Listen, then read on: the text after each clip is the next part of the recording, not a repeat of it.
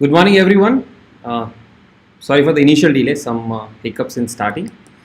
If my audio, video, and the screen, if all of these are visible, please comment in the chat box. And yes, everything is visible, and that gives me the confidence to start.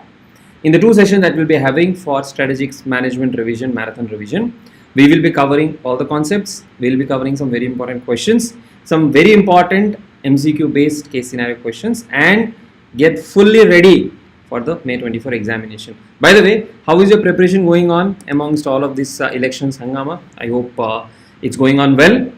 Yes, please let me know in the comment box.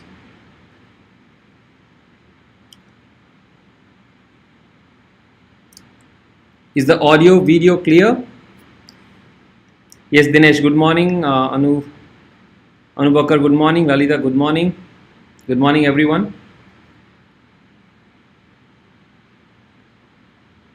Chalo, without wasting further time, let us start on, and we'll start with strategic management. A slight difference from the study material.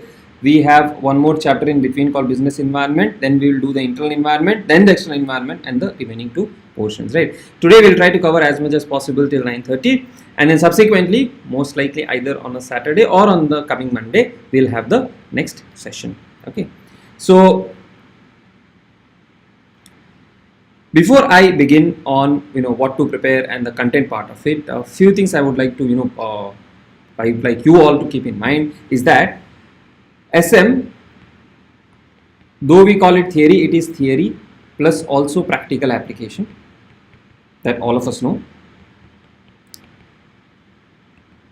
right? It's theory plus practical application that all of us know. But how to score? How do we ensure that we score maximum in SM so that with the help of FM we are able to score exemption? And it's very possible, very much possible to score FM plus SM. We can score 60 plus, and we should definitely try for this. Now, as far as strategic management is concerned, your approach should be with a conceptual clarity. You should perform very well in MCQs. If you are able to perform very well in MCQs, you will be able to score this 60 plus marks required in FM and SM. Because in SM what happens is, especially when you have to write the theory answers, here we can't expect 4 out of 4 or 5 out of 5. Our expectation should be 2 to 3 marks for a 4 to 5 mark question. That is what our expectation should be. Okay. But then in this MCQs, if we are conceptually clear, we will be able to score maximum possible. Good morning to everyone who have joined in late. And if you have missed something, you can come back and watch this session, so no problem at all. So my point there was, if you are able to score 2 to 3 marks out of 4 to 5 marks, that should be our objective, and that is how you should be targeting your preparation. Now, another aspect that you have to keep in mind is, especially in theory papers, when you are writing answers, try to write in short sentences or short paragraphs. Meaning to say, no need to write very lengthy paragraphs or lengthy answers. The reason is, I have seen you will waste a lot of time. Okay, so time management is also essential. So if you are able to manage this MCQ with the conceptual clarity, and if you are able to score 2 to 3 marks out of 4 to 5 marks, scoring 60 plus in FM and SM will be very much possible, right? So now let's start with the first chapter, which is Introduction to Strategic Management. These notes, if you want, what you can do is, for those of you who don't have the notes with you, what you can do, you can go to our website IndigoLearn.com. Okay, and on IndigoLearn.com you can click on free resources, what you can see on the top screen, and under that you can go to notes, and under notes you can go to CA Inter, and here you have SMCA Inter notes, right? So that you can download, you can sign in and download. That is an easy process. So if you don't have, you can do it right away. You can go to our app or website and have the notes with you, right? So now the first chapter, Introduction to Strategic Management. Now, when we talk about strategic management, we are talking about something for the long term. We are talking about something for the long term direction, long-term objectives, long-term goal of the company. So whenever we are saying strategy, we are saying we are looking at long-term. Sometimes this is confused with strategic planning, but there is a slight difference. Strategic planning is a part of strategic management. Now, business must win over competition and survive in an ever-changing business environment. So these two aspects are again very, very important.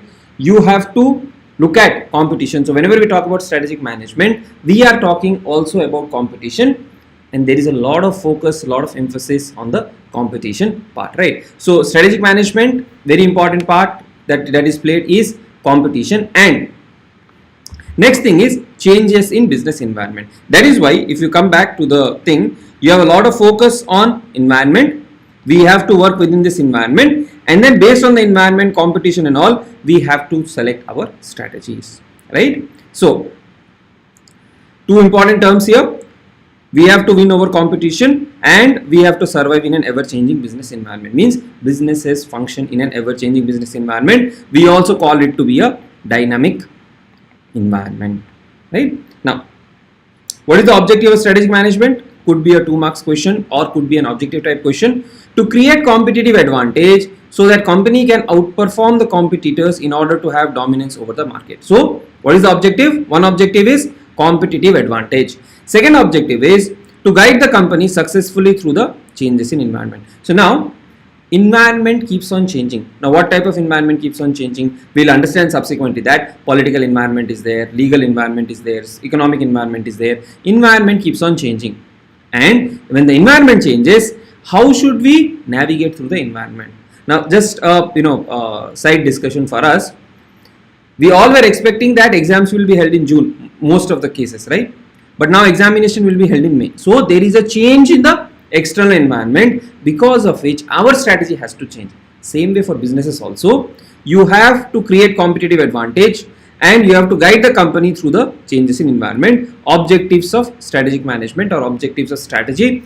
So whenever you have this question, this will be a 2-mark question where you can answer this, right? Now let us understand what is strategy.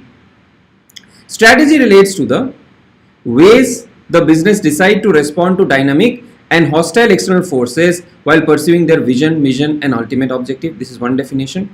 So what you have to do is, for examination, no need to remember all the definition.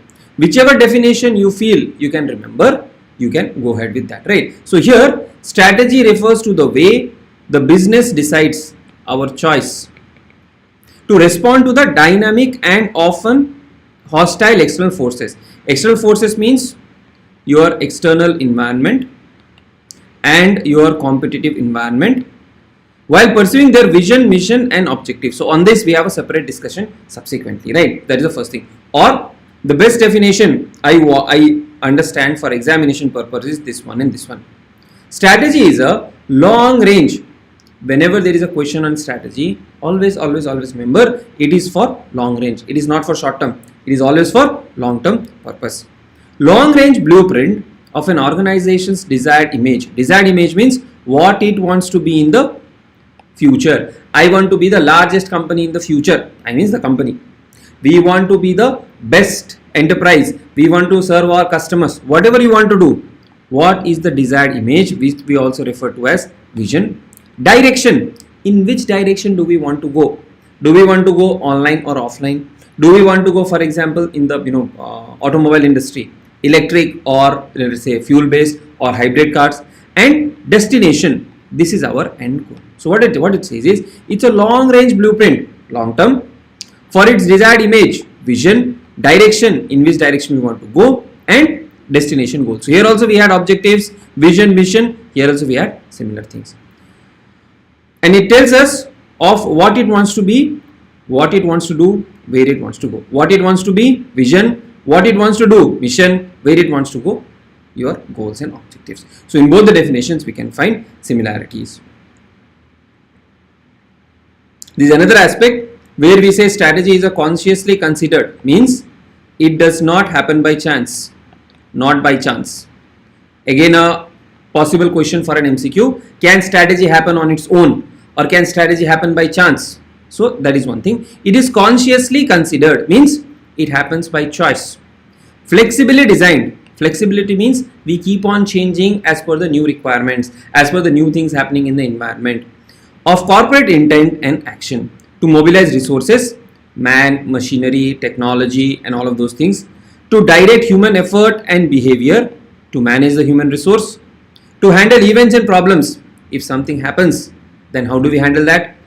To perceive and utilize opportunities, again very important. We will be understanding about SWOT analysis, where we will be focusing here, and to meet challenges and threats for corporate survival and success. Now, if at all a question comes to you in the examination, define strategy or explain strategy, the best way to answer is write this definition and explain something from here, where strategy is consciously considered, flexibly designed, scheme of corporate intent to mobilize resources, direct human efforts, handle events, perceive and utilize opportunities, and meet challenges, right? So that is how you have to see.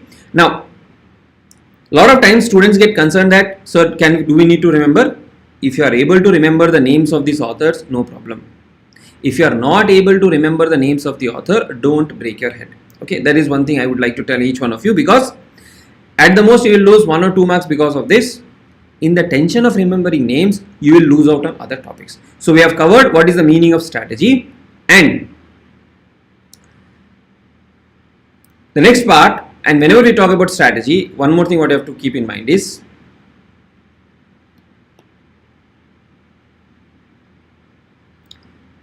we have something called as current state, and there is something called as future state. This is our dream. This is where we are. This is where we want to go. Strategy basically gives us the direction, the path to move from where we are to where we want to be. And this dream is also done as goals or objectives. For example, we want to pass CA examination. Now, when we want to pass CA examination, what are the various things we are going to do? That is what is given by strategy. Goals and objectives, very important part of strategies. They do not provide direction to the organization. So, you may have a question.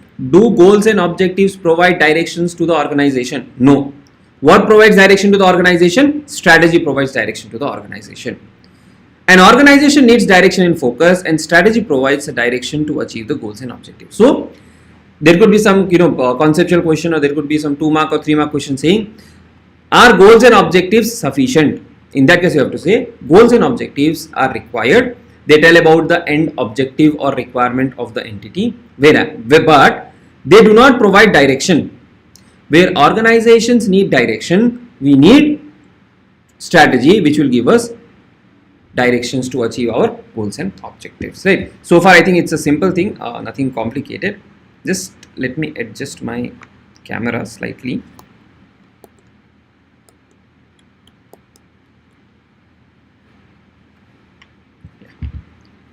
There is a slide. Yeah, that is you can keep my iPad. I was holding on my hand. Right now, this is very important. Many times questions have been tested. You can expect an MCQ or a short note question. Are strategies proactive and reactive, or are strategies only proactive or only reactive? Now, the best way to understand is proactive and reactive. Proactive is anticipating things and planning in advance. Reactive is after the event happens, we do something. Now, again, the simplest example.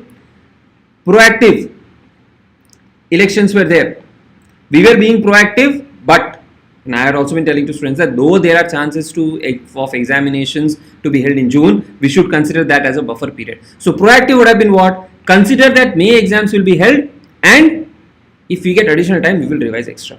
Reactive is what? For a lot of students, after the dates were announced, then they had to change the strategy. Okay, that is one way. Or for example, if it is raining or if it is about to rain, the best way to understand. If I take an umbrella and go out, that is a proactive strategy. If I start looking for an umbrella after it starts raining, that is a reactive strategy. So after the event, if we do something, that is reactive. Before the event, if we do something, that is proactive. Strategies are both proactive and reactive thing.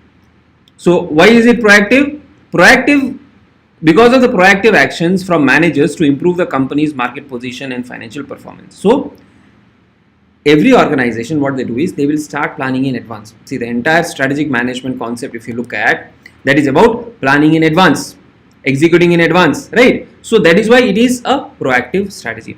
Now, why reactive? We are not gods. We cannot predict everything. We cannot plan for everything, right? Hence, we also need some part of reactive. After the event happens, there will be some reactions to unanticipated developments and fresh market conditions. So generally what happens is, if I will try to forecast few things, I will try to plan few things, but everything will not go as per my plan. If something doesn't go as per my plan, then I will choose this reactive strategy. So it is both proactive and reactive. Why it is not only proactive? Because we cannot predict all the things. We cannot anticipate all the events. We cannot anticipate everything that is happening in the environment, right? So that is one thing. With the help of proactive strategy, we can develop new strategy instead of improving existing one. So when we are doing proactive strategy, we are creating a new strategy, and it is also called as a planned strategy. So these 3 points, please remember. Reactive strategy, it is responsive to new learnings, improvements to existing strategy. So reactive strategy is improvement to existing strategy. Proactive strategy is a new strategy. Reactive strategy is adaptive. So this is planned, this is adaptive. Very, very important. Please revise this before the examination. Try to remember. Okay, so that if at all a question comes up, 3 to 4 marks in this, if a question comes up, should be in your pocket, right? Then sometimes you get a question on characteristics of strategy. So it may be like, explain the strategy, where we will define the strategy, and after we explain the strategy, there could be a thing around what are the characteristics of strategy. So you can explain the strategy, and various characteristics of strategy is, first one, strategy is not a substitute to the management. So it is not a substitute to the management. Second, strategies are flexible and require intervention of management to respond to the changing environment. So strategy is not a substitute. Strategy have to be flexible. They are not perfect or flawless. You cannot say that because I have a strategy, I will be 100% successful. No, that is not possible. With the strategy, I can increase my chance of success, but it is not guaranteed that I will be 100% successful. And we need management to execute the best of strategies, right? So this also you need to remember. Now moving on, we have understood about strategy. Then concept of management, again important. Sometimes, not frequently, but sometimes they may ask, and you can score well in this question also. The concept of management, when we talk about, we can look at management in 2 ways. One, if let us say you are looking at a particular event. If you're looking at a particular event, let us say a annual event or a marriage event or something, one meaning of management is how that event will happen. How that event will happen. Who will do what? How will we get the resources? How will we get the panelists? How will we get the speakers? All of that, that is one aspect. Second is, how do we manage the people? So one management type is your process. Second one is people. Okay, so we refer to management as 2 things. So when we say people, the group of people who manage is also called management. The process that we manage, that is also called management, right? Now, if you look at a group of people, the group of people who make the organization a purposeful entity by bringing together and integrating resources like money, material, machinery, manpower. So you can remember these as M's. So basically, the group of people who bring together all the resources like money, material, manpower, machinery, who make goals, who mobilize resources, who design the organization, who allocate the task, who achieve the objective, all of these are called management. Now this group of people, when we are referring to someone like, let's say, CEO, board of directors, CFO, these are the ones who will say, okay, this is our objective, this is our requirement, this is what we have to achieve, we need so much of money for that, we need so much of human resource for that, and then they do all the mobilization, creation of goals, objectives. That group is called management. That is one part. So when you're looking at, let's say, board of directors or board of trustees, that is the management. Second is processes. That is a set of process which will help us to achieve the objective. That is also called management, right? So set of interrelated functions and processes carried out by the management to attain the objectives, to perform functions like planning, organizing, directing, staffing and controlling. Planning means to decide in advance what to do, how to do, who will do and all of that. Organizing means, again here we learned about mobilization. Same way, organizing means how do we organize all the resources. Directing how do we direct the resources, human resources and all of that? How do we ensure that we tell who will do what and what will be done? Then staffing, what is our staff requirement, how many employees do we need, all of that. And then controlling whether we are in line with what we are achieving or not, right? So that part of set of interrelated process is also called management. Could be an MCQ question as well for the examination, right? Now,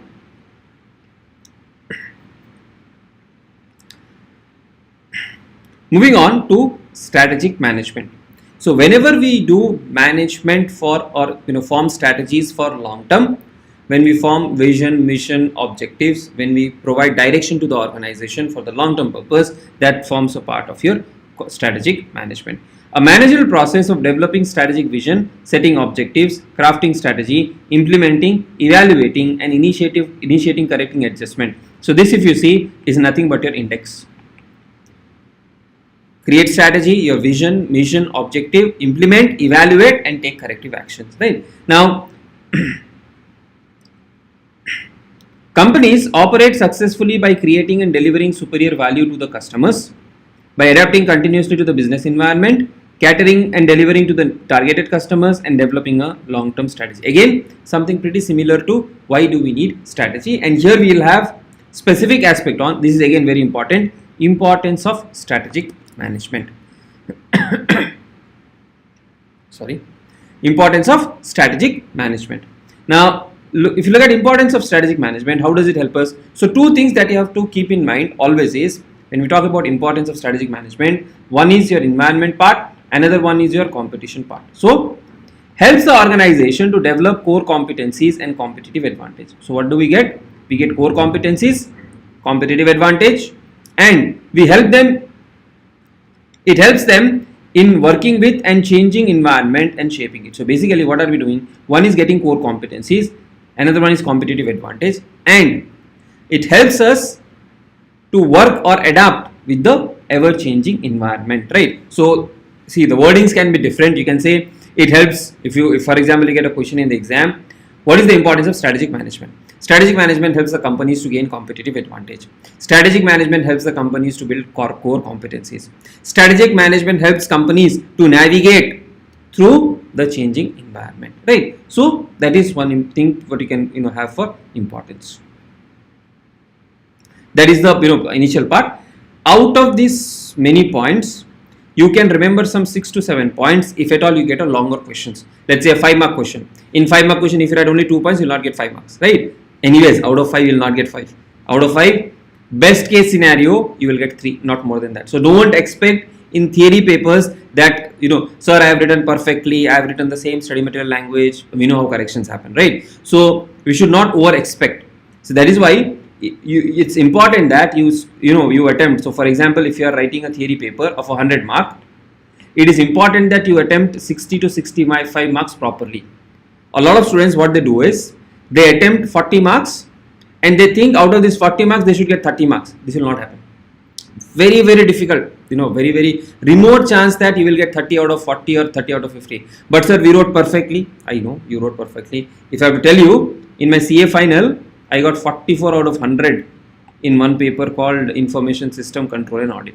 Despite getting second rank, this was my score in one of the paper. Okay, so don't expect that you will get 70% or 60% in theory paper. Some of you will get. I am not discouraging you. That is not the objective. I am showing you the reality. So how should we manage that? In whatever 70% theory you write, you should target to get 30 marks. And in whatever 30 marks of MCQ you write, you must target to get 20 to 25 marks. This is how you will pass. You will not pass by just writing 30 or 40 marks of theory questions. No, you will not. It will not happen. Okay. So that is one thing you all can keep in mind. That will. It's a more practical approach for the examination, right? Now, importance of strategic management, need and importance. If at all you get a question of 5 marks, write some 6 to 7 points out of this. Okay. How to remember? CLAP-OD. CLAPOTD. CLAP-OD. Importance of strategic management. CLAP-OD. Now, how? It gives direction. It defines the goals. It helps the organizations to be proactive instead of reactive. It helps management to define realistic objectives and goals. So basically, it gives a direction. Where do we want to go? it defines our goals and objectives. So we have the goals and objectives, and we have a direction to move ahead. Then it provides framework for all major decisions of an enterprise, such as decisions on business, products, market, manufacturing facilities, investment, organizational structure. So if we have a strategy in place, within the strategy, the organizations can decide, they can take decisions. See, if you don't have a strategy in place, decision making becomes difficult, or decision making will happen based on what the managers want. Okay, decision making will happen based on what the managers want. But if you have a strategy in place, you will look at the strategy, which will give you a framework. Okay, if this happens, then we will do this. Based on that, you will take the strategy. It helps the organization to face the future. They are able to identify opportunities and identify ways and means on how to reach them. It serves as a corporate defense mechanism against mistakes and pitfall. So if at all there is something which is happening, we did some mistake, or let's say there is a competition which is doing something, if we have a strategy in place, we can manage it better. It can help organization to avoid costly mistakes. This is a very generic point. Helps organization to develop core competencies and competitive advantage. Provides better guidance to the entire organization on what it is trying to do. They are able to control their destination in a better manner. It enhances the longevity of the business. So now, if I have to tell you that some 5-6 points which you have to remember for this strategic management. For this strategic management, importance and need: core competencies, competitive advantage, changing external environment, we will be able to manage through that. Then we can take advantage of opportunities, we can get over threats, we can improve, or we can ensure that the threats do not impact the businesses. So like this, you look at this: core competencies, competitive advantage, longevity of business, avoiding mistakes, being proactive, opportunities, providing direction, decision making. If you are able to write these, you will be able to get 5 to 6 marks easy, 4 to 5 marks if it's a 5 to 6 mark question. At least 3 marks is what you can achieve, right? Then another very important question is limitations of management. Now, one thing that you have to keep in mind is, just because we have strategic management in place, it is not that we will have a perfect decision. It is not that we will be able to be successful always. Even with best of the best strategies, there will be certain limitations, there will be some problems, there will be some things where we might not be successful. So what are the limitations? First, environment is highly complex and turbulent. So we know entities work in a complex and a turbulent environment, and because the environment is ever changing, the strategy may not be perfect. That's the first thing. So the environment affects the organization as we deal with various suppliers, governments and other external factors, and because there is a lot of change, we also need to continuously update the strategy. That is why it becomes a huge limitation. Then it is a time consuming process. Okay, so this is one thing what we have to keep in mind. It's not that just because we have a strategy or just because I have a board of directors, they can directly form strategies. It doesn't work that way. You have to think through, you have to collect the data points, you have to look at various parameters, you have to look at the competitions. So organizations spend a lot of time in preparing, communicating the strategies that may impede daily operations and negatively impact routine business parts. So what it means is, because I am preparing strategies, because I am preparing for strategies, I have to focus a lot on building the strategies, and because of which my other businesses will be suffered. Then it's a costly process. So because we are spending time, we also need expert advice, we need expert inputs, we may hire some consultants. For that, it is a costly process. And competitive response to strategy by everyone. So basically what happens is, everyone is making their own strategy. Okay, so the way it works is, let us say there are 3 competitors. A does something thinking that the environment will happen in a particular way. B, in response to A, will do something else. C will do something else in response of B. And finally, when A is again looking at strategy, it will feel that, oh, what has happened? So think of it like a game of chess. You have, for example, if you play chess, you have decided that you will do a particular set of moves. But against your strategy, the opponent is also thinking something. The opponent will also try to do something. what the opponent will do? He will has his own set of moves. So you moved something thinking that opponent will, so look at this, no? You made this move. You thought that opponent will move like this, but actually what happened? Opponent moved like this. Then it becomes difficult for you. So the last part, what it means is everyone is trying to move strategically, and it makes it difficult to estimate the competitive response to an organization strategy, right? So that becomes very, very difficult and challenging, right? So far we have covered the introduction part. Any questions on this? I think these are very simple and straightforward. So very, very important part for all of you is to remember strategy is proactive, reactive. Go through this definition, importance, limitations part. Very, very important from examination point of view.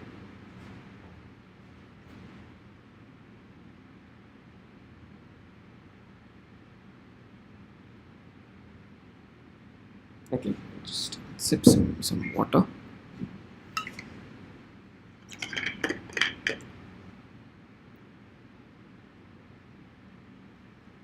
How many of you are writing both the groups, or how many of you are writing only second group?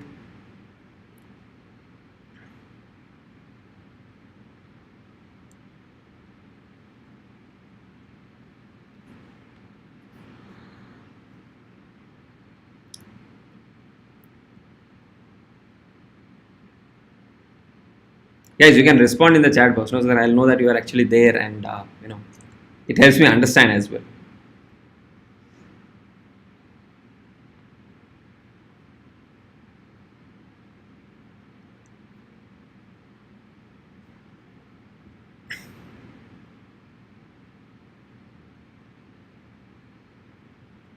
Okay, Sudarshana, both the groups.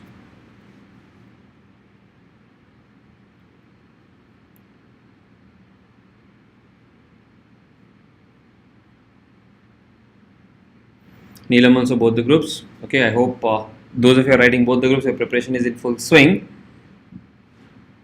Only FM, SM and audit Anushri, so you need 2D.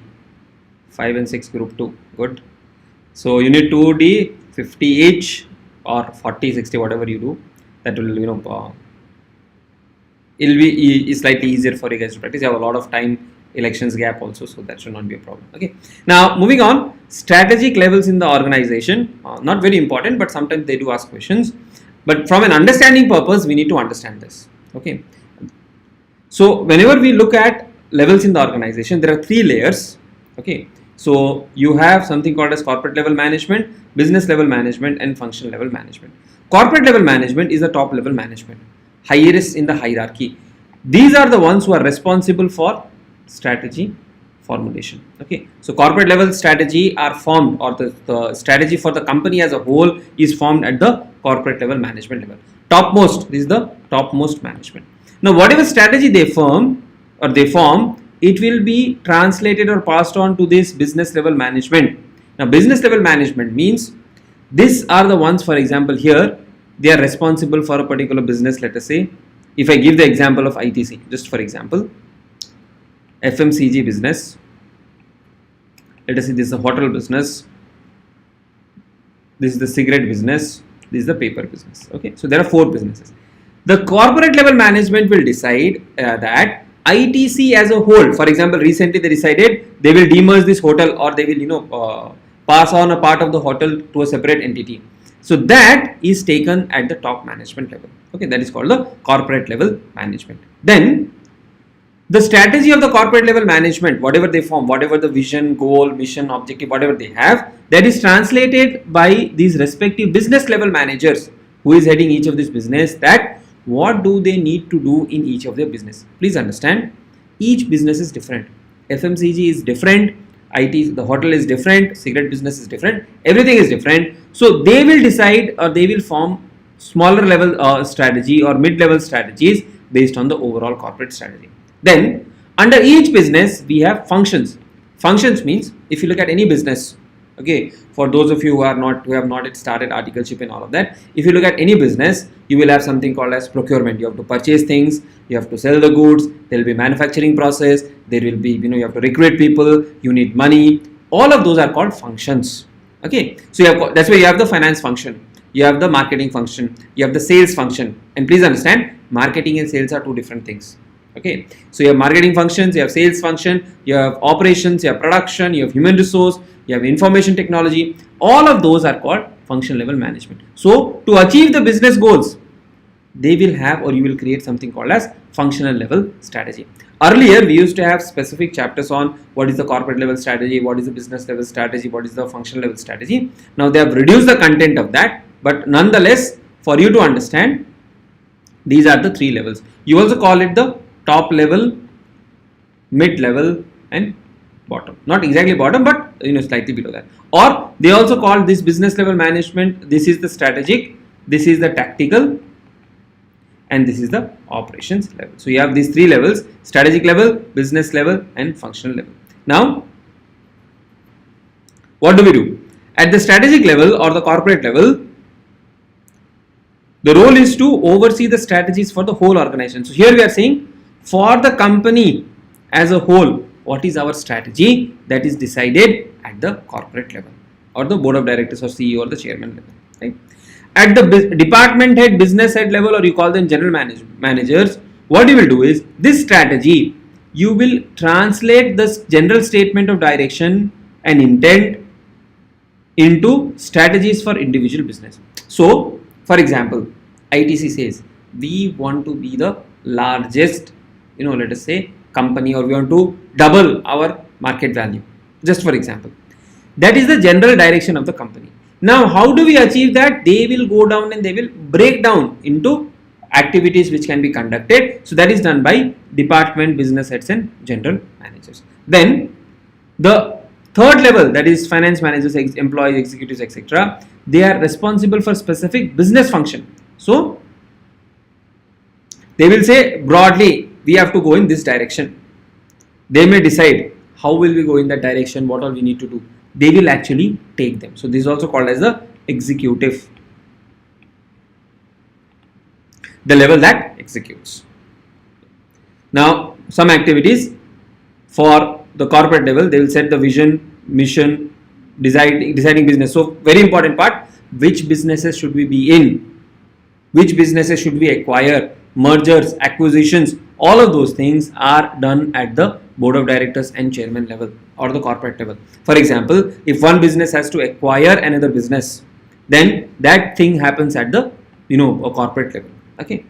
For business level, they will set goals, design strategies, and implement strategies for a particular product line. So if you're looking at a particular product line, then that is done by the business level. And lastly, they'll develop functional strategies in the area to fulfill the strategic activities set by the business and corporate level. So they will give the overall direction,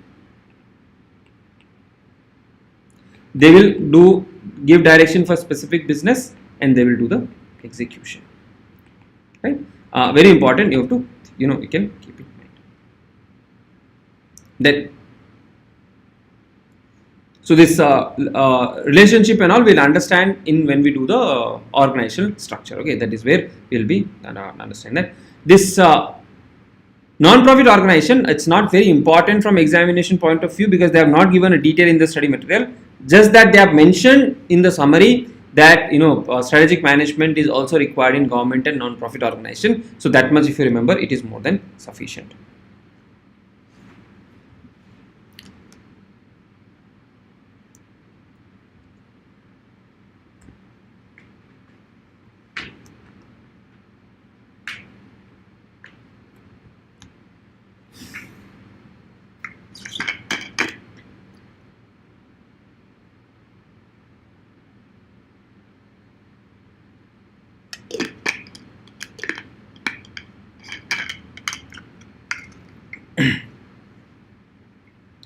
Are you able to follow whatever is being taught so far? Is it helping you in your quick revision part?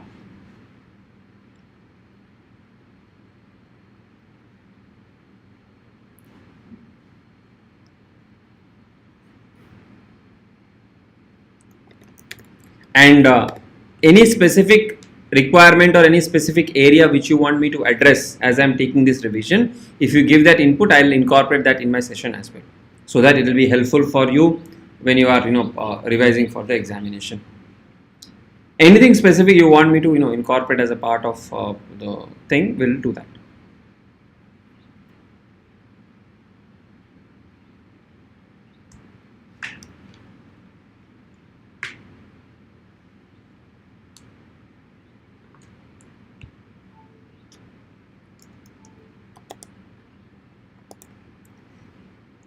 Okay, so moving on, very important, vision, mission, goals, objectives and value. Okay, so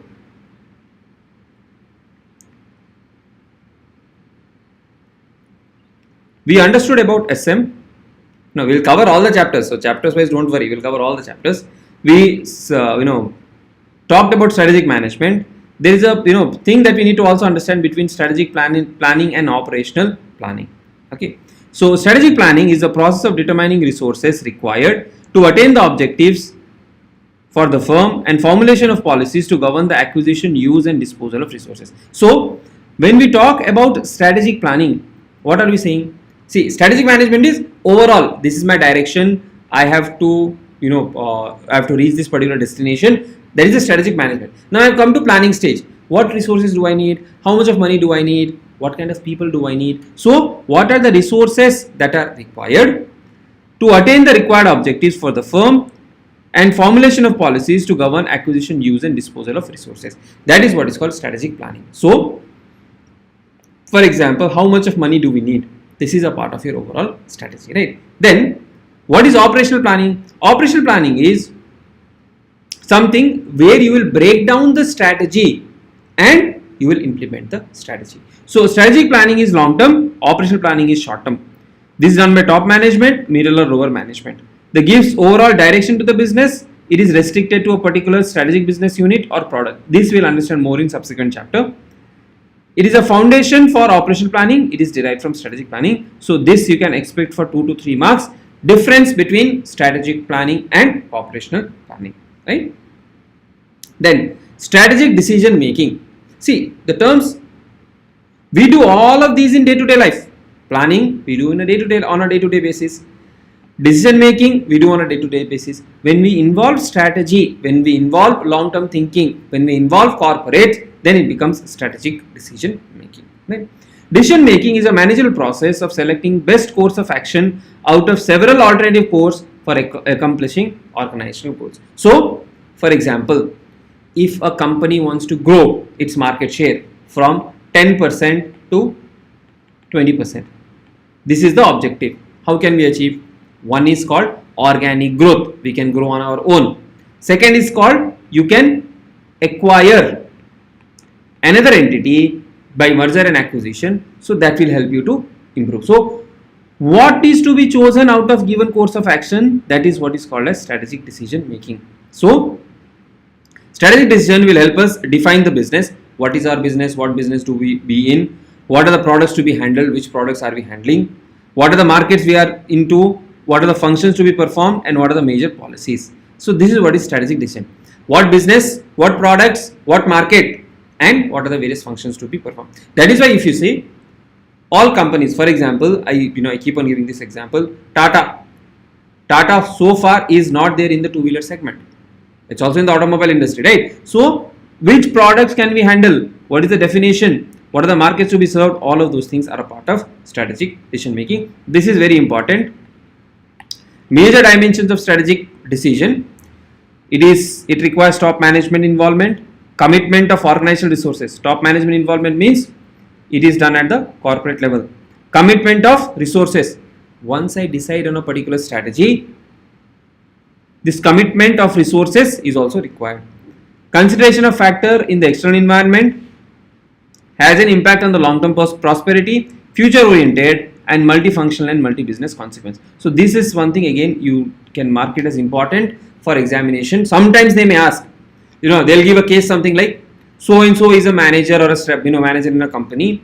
He has to take strategic decision. What are the major dimensions of strategic decision? You have to write these points.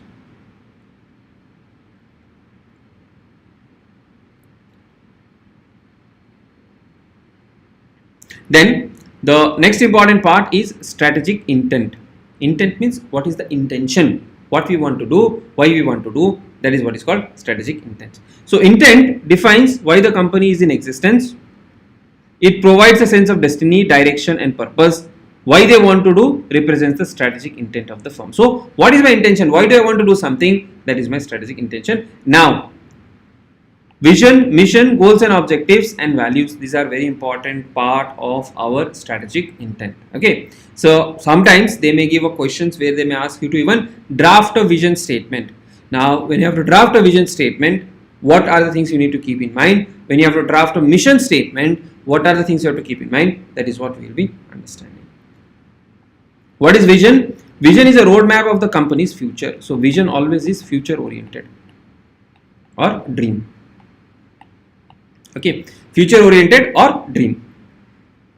Strategic vision is a roadmap of company's future, providing specific about technology and customer focus, geographic and product market to be pursued, capabilities it plans to develop, and the kind of company that the management is trying to create. Basically, if you have to understand, it is a blueprint of the company's future position and it depicts the company's aspiration. It is the dream of the company. It tells us the roadmap about what is the company's future. It tells us where the companies want to reach. Now, if you feel this part is slightly difficult to remember, even if you are able to cover these key elements, that is enough for the examination.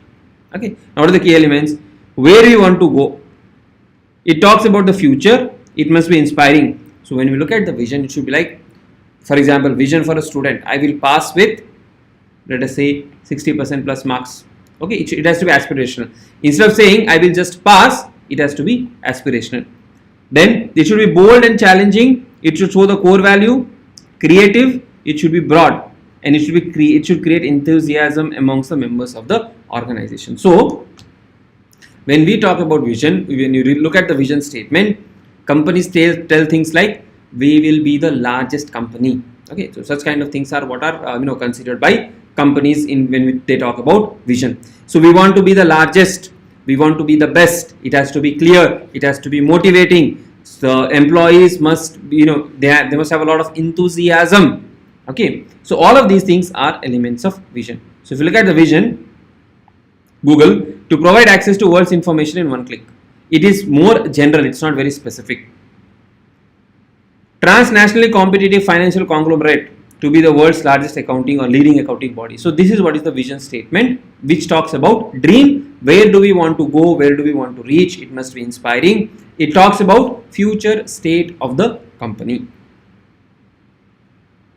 Vision is the first step. So whenever you have to talk about strategic management, it starts with vision. Not having a vision or lack of clear vision would lead to chaos. Now, if you don't have a vision, if you don't have clarity, it will create a lot of chaos and confusion in the organization. It can be short and crisp or detailed, it depends. It could be specific and slightly generic, short-term basis and long-term. So both ways. Either ways, a vision statement should be clear and well articulated. So it has to be clear, it has to be future oriented, it can be long-term. This is the first step. And it is an exercise in intelligent entrepreneurship. So basically, it need a lot of thought process behind that. Okay, that is the vision. Then mission. Mission talks about what business are we in and what we do. Vision talks about where do we want to be in the future. Vision talks about where do we want to be in the future. Mission talks about what businesses are we in and what we do. Right. So that is what is given by the mission statements. An ideal mission statement should answer what is the purpose, what business are we in, what is our target customers, what needs are we serving, and what is the nature of business. So basically, mission statement talks about what businesses are we doing, who are our customers, what are the products are we selling, what are the markets are we going to target. All of that is given by the mission statement. So mission will give us the purpose of the business, what business are we doing currently, and it is the foundation for the goals and objectives of the firm. So vision will give me my dream. Mission talks about what kind of businesses are we in, what are the businesses we do, and relevant aspects. So quick thing, future state is vision, current state is the mission. Now one thing you have to keep in mind is sometimes you may get a true or false question, sometimes it is unfair on the institute part to ask, but they may ask, is this a vision statement or a mission statement?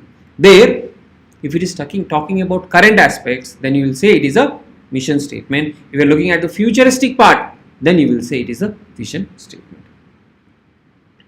Importance, it tells about the purpose behind the company's existence and how it will achieve its vision. It helps us in allocation of resources.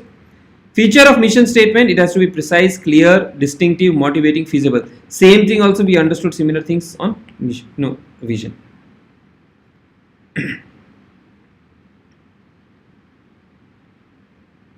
Now, why should an organization have a mission?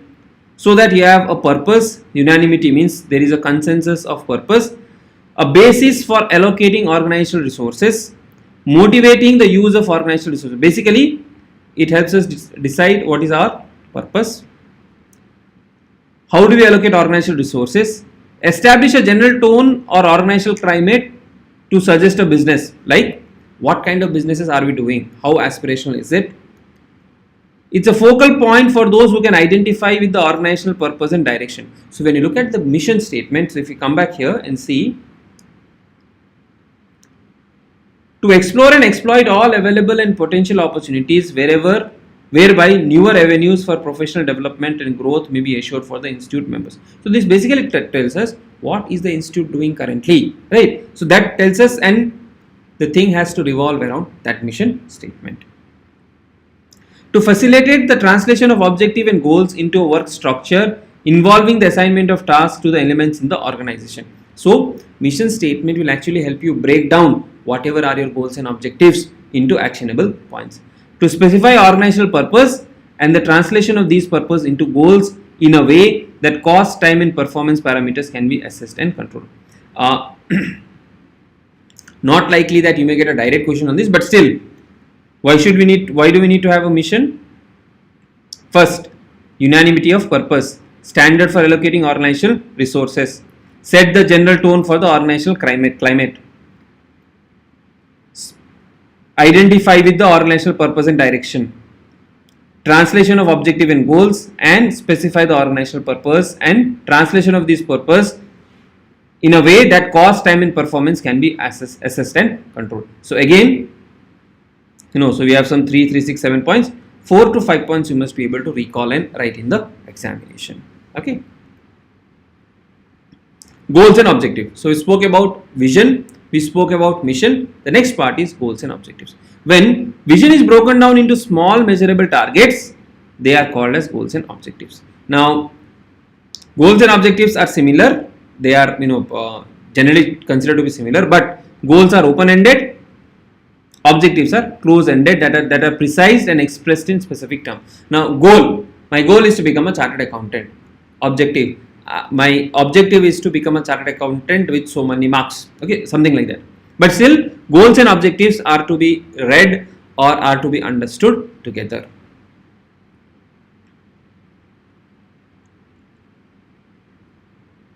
Goals are the targets that organization want to achieve in line with its vision. So, this is what is the goal. Now, characteristics of goal, important. Remember this acronym, SMART. SMART means they must be specific. It has to be specific. You should not say, I will lose weight. You should rather say, I would lose 5 kg weight. Same way for companies, you will not say, I will become the largest company. Of course, you can say, but when you say the goals and objectives, you have to say, let us say percentage market share. It has to be specific. They should be quantifiable, that is, you must be able to measure them. So you must be able to quantify the goals. They must be aggressive or challenging, because if you do not set challenging goals, employees will not be motivated to perform. They must be realistic and they must be time bound. You have to define a time. I will complete my syllabus by, let us say, 30th of April, time bound. Okay, you must be able to measure what percentage, 100%, how many revisions, how many mock test papers, and all of those things. So the characteristics of goal, these 1, 2, 3, 4, 5, 6, if you remember, it is enough for theory questions. Remaining part, they should facilitate towards achievement of mission and purpose. So goals and objectives, you have a vision. The goals and objectives should work towards the vision. They should provide standards for performance appraisal. So subsequently we'll have strategic performance measures. Goals and objectives should help us to measure the performance. They should be set within the constraint of the organizational resources and external environment, and they should correlate with each other. If you have multiple objectives, they have to correlate with one another. It should not go in different directions. Importance: they provide directions, they allow synergy, they aid in evaluation. Provide direction means which side are we approaching, where do we want to approach. Allow synergy: it helps us build synergies in the resources in the organization. Aid in evaluation, your strategic performance measures. Establish priorities: which subject, which topic, which business should be prioritized. Reduce uncertainty, minimize conflicts, stimulate exertion, aid in allocation of resources and design of job, provide direction. So in this importance also, try to remember 5 to 6 importances. Simple ones to remember: directions, synergy, evaluation, establish priorities, reduce uncertainty, minimize conflicts, provide direction. I think this is repeated, so you can just ignore this. Allocation of resources and design of jobs. Now when you have clearly defined goals and objectives, for example, if your goals and objective is to complete a particular, let's say you have 4 subjects to complete or 3 subjects to complete in a group. Now if that goal is clear, you can allocate your time properly, right? So that is what is the meaning of allocation. Now time frame, you can have long-term objectives and you have short-term objectives. Short-term objectives are derived from long-term objectives. So it can be long-term, it can be short-term. Long-term 2 to 5 years on various areas like profitability, competitive position, productivity, employee development, employee relationship, public responsibility, technological leadership. So basically, how much of profit, then what are the aspects around productivity, how much of team size do we have, all of those things are long-term.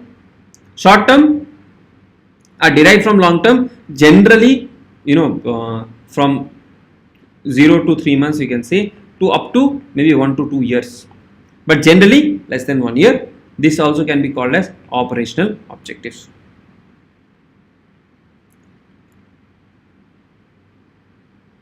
So various goals and objectives you can set under various parameters like revenue.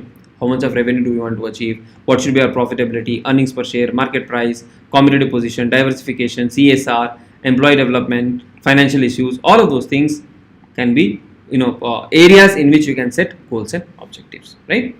Then values.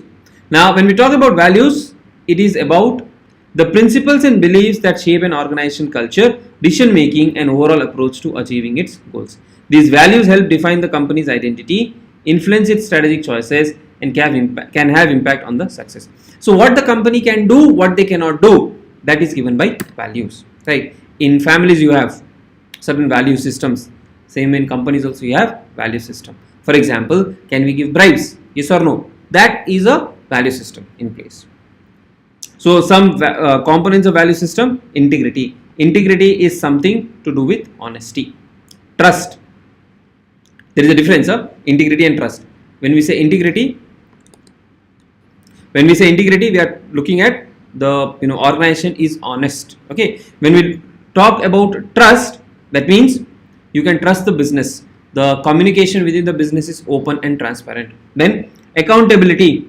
Take responsibility for one actions and their consequences, positive or negative. Humility. Humility means if let's say there is a highly success organization, or if there is a person who is highly successful, okay, that person you should not feel very proud and you should not say, okay, I know everything.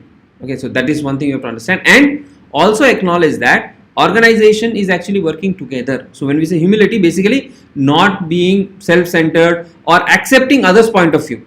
Even if you are very smart, even if you are intelligent, also look at what others are bringing onto the table, how others are helping to build the organization. Then innovation, basically how can we come out with new product, new services, new technologies, etc. Then diversity. Diversity can be in terms of people, diversities can be in terms of ethnicity, diversity can be in terms of gender equality, related aspects. Customer care, how much customer care do we how is our approach to our customers. And excellence, trying to do the best. Transparency, so this is one thing where you are open, transparent in your disclosure, in your communication, in your financial reporting. in your social reporting, right? You're transparent with all your stakeholders, all of that. So, one thing, if you see recently, there is a lot of talk around sugar content in, drinks like Bonvita, Tang, and all of those aspects, right? So they have to be more transparent when they are dealing with the customers and stakeholders. Resilience is basically the ability to bounce back after a failure. So all of these are given by your values. Integrity, trust. Now, will they ask questions on list down everything and explain? No, that should not be the case. They may ask you short notes. If you know the wordings, you will be able to explain. Remember 4 or 5 of them at least. If at all they ask, explain some of the value systems that are present in an organization. So that part you will be able to handle with this particular aspect, right? Then, why are values important? Value systems are important because they help us understand how the people think and behave in a dilemma. So for example, whether to give bribe or not to give a bribe. At that point of time, value systems are important. It creates a sense of shared purpose to build a strong foundation and focus on longevity of company's success. Now what does that mean? Shared purpose means everyone in the organization are looking forward to this particular shared values. They work with employees prefer to work with employers whose values resonate with them. So if I am an honest employee or if I am an honest person, I don't like to get involved in the bureaucratic process. I don't like to let's say give bribes. Then I will not want to work in organizations where the culture is to give bribes, something like that. Or if I am a person who is gentle in speaking, who generally considers or who is empathetic towards everyone around me, and if the organization is very aggressive, organization doesn't treat employees properly, I would not want to work in such kind of organization, right? So those things they create a sense of shared purpose. Now the employees work in organization where you like the values. Customers prefer to buy products and services from companies that have a purpose that reflects their own value and belief system. So as simple as let's say you go to a restaurant and you find the waiters or the managers are very rude, you may not want to visit that restaurant again, okay? Where they are guiding light during time of crisis, and values such as innovation and adaptability can foster a culture of continuous improvement. So that is why value systems are important. Then business definition, very simple. This explains the business undertaken by the company. So which product, what kind of customer and technology. So basically business definition tells us what is my product offering, who are my customer, what kind of technology do I use to deliver it to my customer. Business model.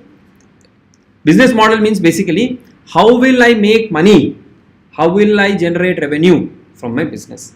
Business model refers to the manner in which business is run, what assets are owned, what operating costs are incurred, how revenues are earned, and how funds are raised. Different companies in the same industry can have different business models. So basically, how do I run my business? How do I get money? How do I raise money? How do I operate my business? How do I make money? How do I earn revenue? All of that is given by business model. So for example, one company one company can use, let us say, leased property, another one can go for own properties to earn revenues. Same business but two different approaches. So I'll just need a minute to get the pencil charged, and then we will continue.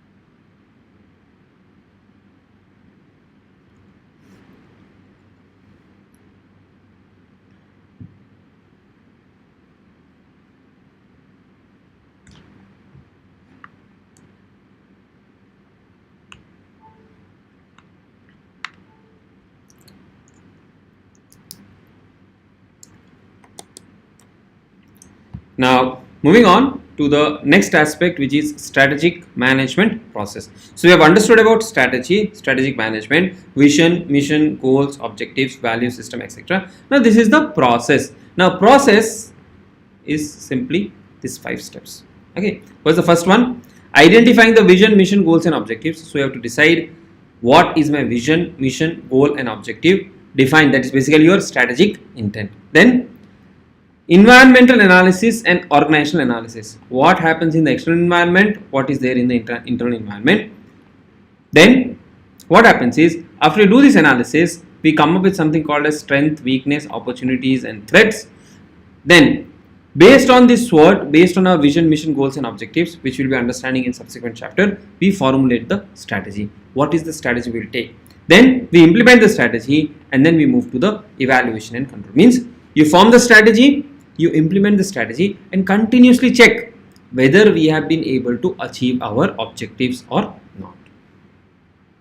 The first one, developing strategic intent, that is vision, mission, goals and objectives, right? So this is the first step in strategic management process. Second step, undertaking environmental and organizational analysis. So we'll understand more on this in the subsequent chapter. External environment, internal environment. So basically we are looking at what is happening in the external environment, what is happening in the internal environment. Then you form the strategy, stability, growth, retrenchment. Again, these are discussed in the subsequent chapter. Then we'll implement the strategy. Once we have selected a strategy, we have to implement. The one thing you have to keep in mind is, just by forming strategies or just by planning, we will not be successful.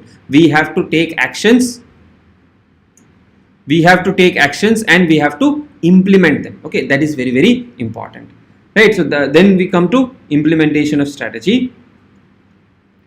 And lastly, evaluation and control. Evaluation and control means after we have implemented the strategy, we have to continuously evaluate whether we are going in the right direction, whether we have to take some corrective action. So all of that will be taken care in the 5th part or the final part, that is evaluation and control. Now, when it comes to implementation of strategy, this is the most demanding and time consuming phase of the strategic management process, where strategic plans are converted into actions which gives us result. So when we implement the strategies, so generally what one more thing you have to understand is, here you have general statement. When you implement the strategy, you have to break down.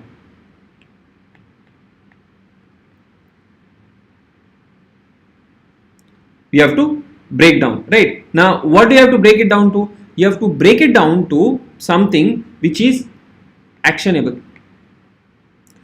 When you break down the strategy into actionable points where you can take action, that is when you will implement the strategy, right? So you can develop budgets, you can have staff in the organization. So what kind of resources do you need in the organization? Then you keep the employees motivated, keep on encouraging them, keep on motivating them. Use best known practices to perform core business activities. Create a conducive company culture and work environment, and remove stumbling blocks. So all of these, again, in subsequent chapters, we'll have a more discussion on how do we actually implement the strategy. So here, basically what are doing? Create budgets, staff the organization with the required skills, keep the employees motivated, use the best practices, create conducive culture and work environment. Means just create an environment where employees can actually work for the achievement of the objective. Effective implementation requires clear communication, allocation of sufficient resources, skilled manpower, policies and procedures aligned with the strategy, managing changes, leadership skills, best practices and motivated workforce. Again, this in the last 2 chapters we'll be touching upon these concepts again, but just to summarize it for you, if you need effective implementation, you must ensure that you have sufficient resources, you must ensure you have proper communication, you must ensure you have skilled manpower, you must ensure employees are motivated, you must ensure your policies and procedures, they are in line with the chosen strategy. You must motivate. So that is how you can effectively implement. So here we cover 2 things. What is implementation and how do we effectively implement a given strategy or a chosen strategy. Lastly, evaluation and control, where For example, this is our strategy and this is our actual performance. So you are actually comparing what is happening versus what we plan and take corrective actions. So analyze the actual versus target and figure out the deviation and take the corrective action. Okay, all of these individual aspects in subsequent chapters also will be touching upon in slightly more depth.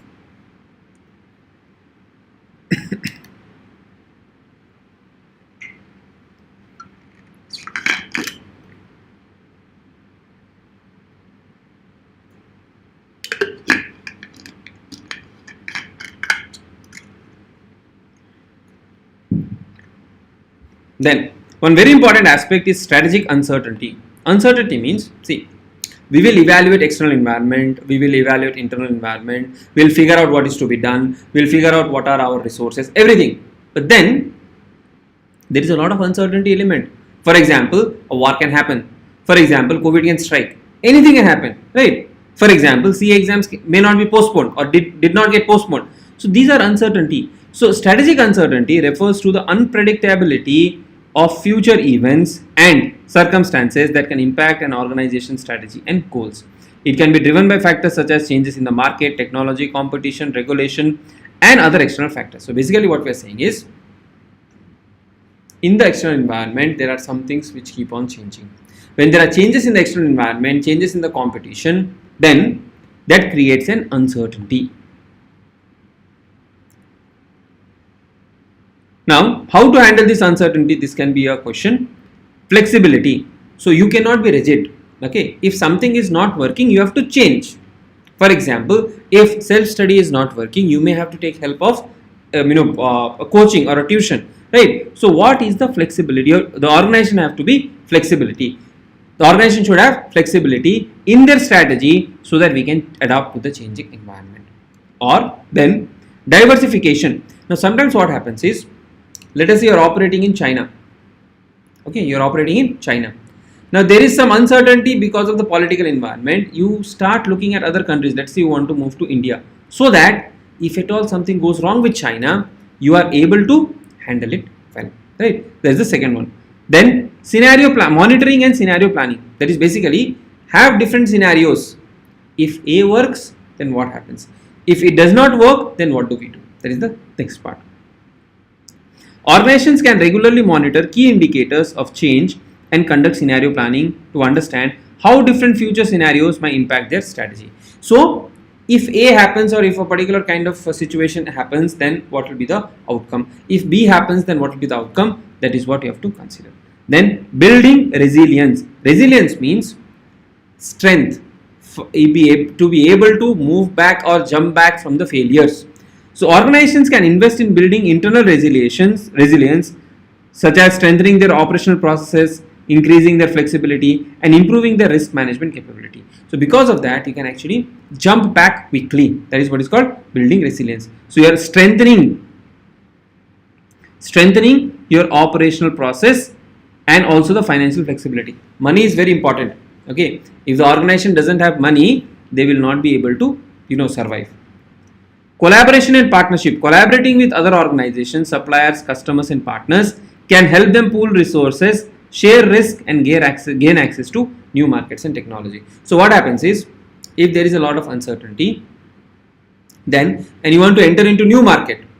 If you want to enter into new market, directly if it is not possible, you can enter into collaborations and partnerships so that it becomes easy for you to access the new market. Okay, so how do we handle uncertainty? Flexibility in strategy,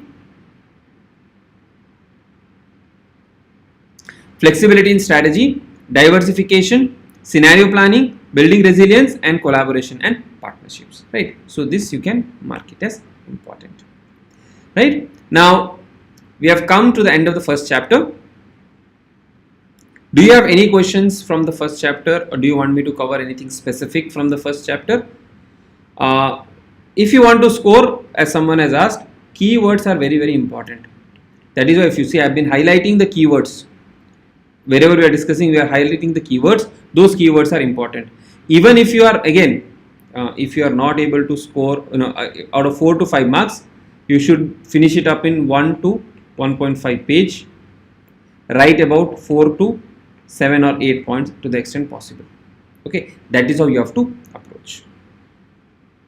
Now we'll take a break for 10 minutes. We will assemble back at 11:05 a.m. Okay, we'll assemble back at 11:05 a.m. Right, that is a 10-minute break, and then we'll continue with the next chapter.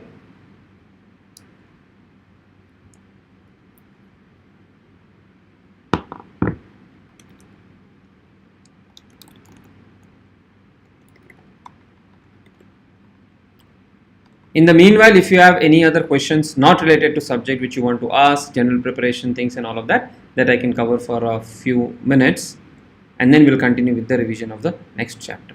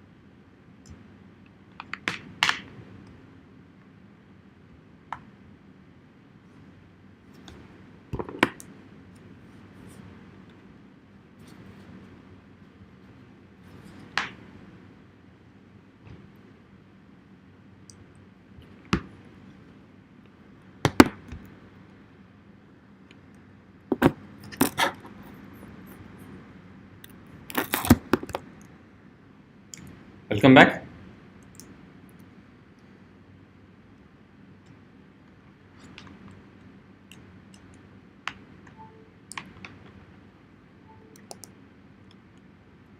Some questions quickly, I'll address them before we proceed.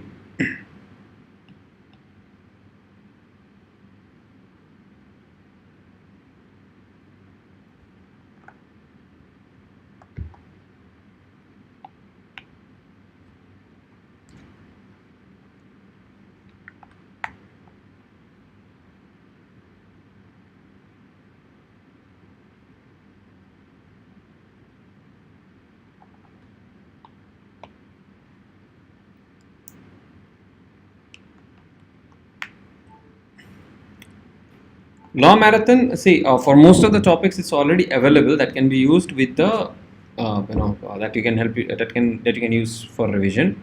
Network relationship, I'll come back after I finish the organizational structure. That point of time, I'll quickly, take you through that.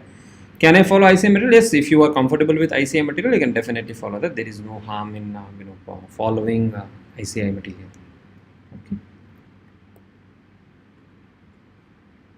Yeah. So moving on to the next part, strategic analysis. First, we'll understand about business environment. Okay. Now, what is environment, and what do we need to understand here? What is the meaning of strategic analysis? Those are the things we'll be considering. Now, when we say strategic analysis, analysis means breaking down and understanding. Okay, breaking down and understanding.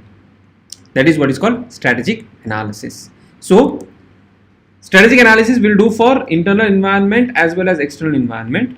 In the study material, what they have done is some of the external environment part also they have given as a part of internal environment and all of that. That can be confusing. So that's why I have created a separate chapter for strategic analysis. Then we'll do the internal environment and then the external environment. Strategic formulation does not involve intuition, opinions, instincts, or creative thinking. This thing or this statement has been asked multiple times in the examination. They will give this and they will say explain or as an MCQ. What does this mean? When we are talking about strategic formulation, it is not about intuition. Intuition means what I feel. Opinions, what is my opinion? Instinct, we call it, right? Instinctive reaction without thinking, or creative thinking. That is not what is a strategy. Strategy comes from analysis of external and internal environment. So strategy will come from external and internal environment. It is not because of intuition, opinions, instincts, or creative thinking. MCQ or a true and false question, pakka from this.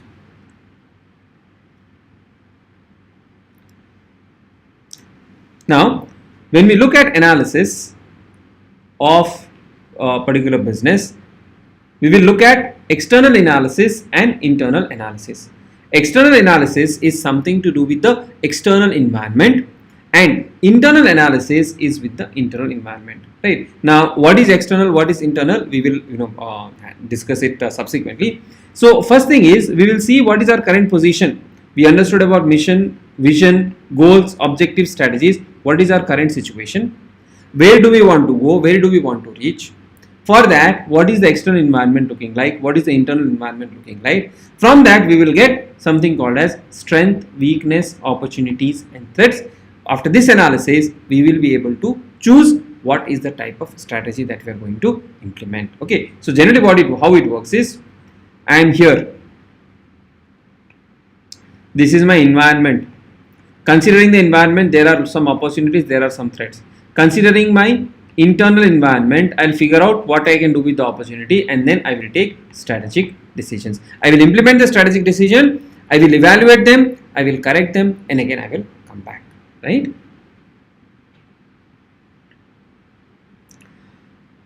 The important situational consideration, two important situational consideration are industry and competitive condition, and organization's own competitive capabilities, resources, market position, strength and weakness. So basically, external analysis and internal analysis, that is what is relevant. Now, what are some of the issues to be considered for strategic analysis?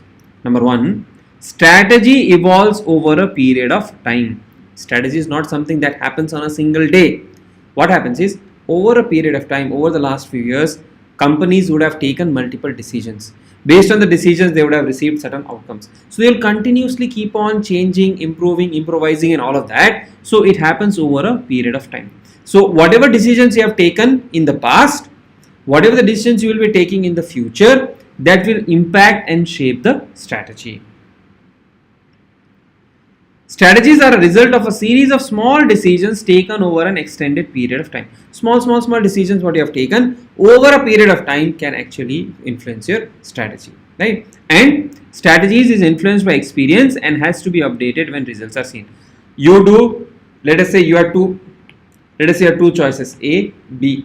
You chose A, you got some outcome. Then again you have two choices, C, D. Again you chose C, you got some outcome. So like that, over a period of time, it will evolve, right? So that is the first thing. Strategy evolves over a period of time. Second, you have to balance external and internal factors. So You will have to look at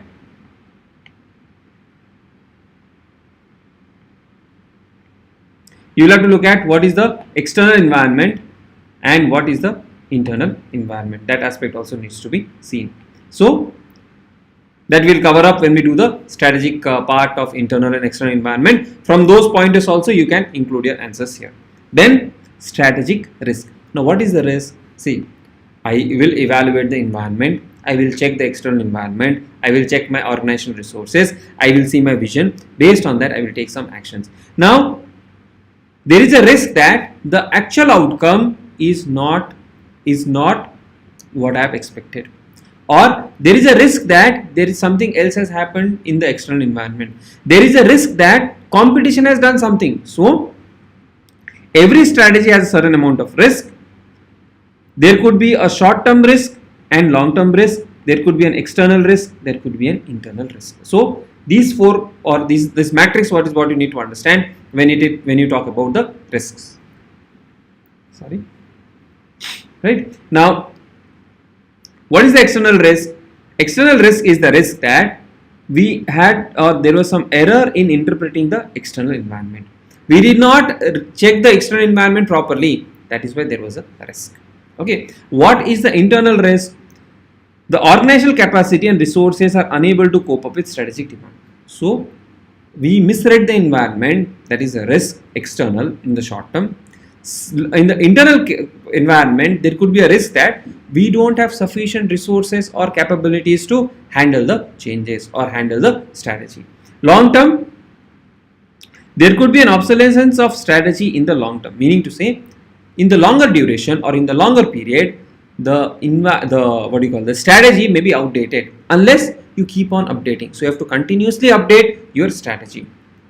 Then the organizational capabilities and preferences change over time, which makes current strategy redundant. So the long-term risk for internal part is the internal capabilities keep on changing, the requirements keep on changing, the objectives keep on changing. So again, the current strategy may be redundant. So you have to continuously monitor and update the strategy.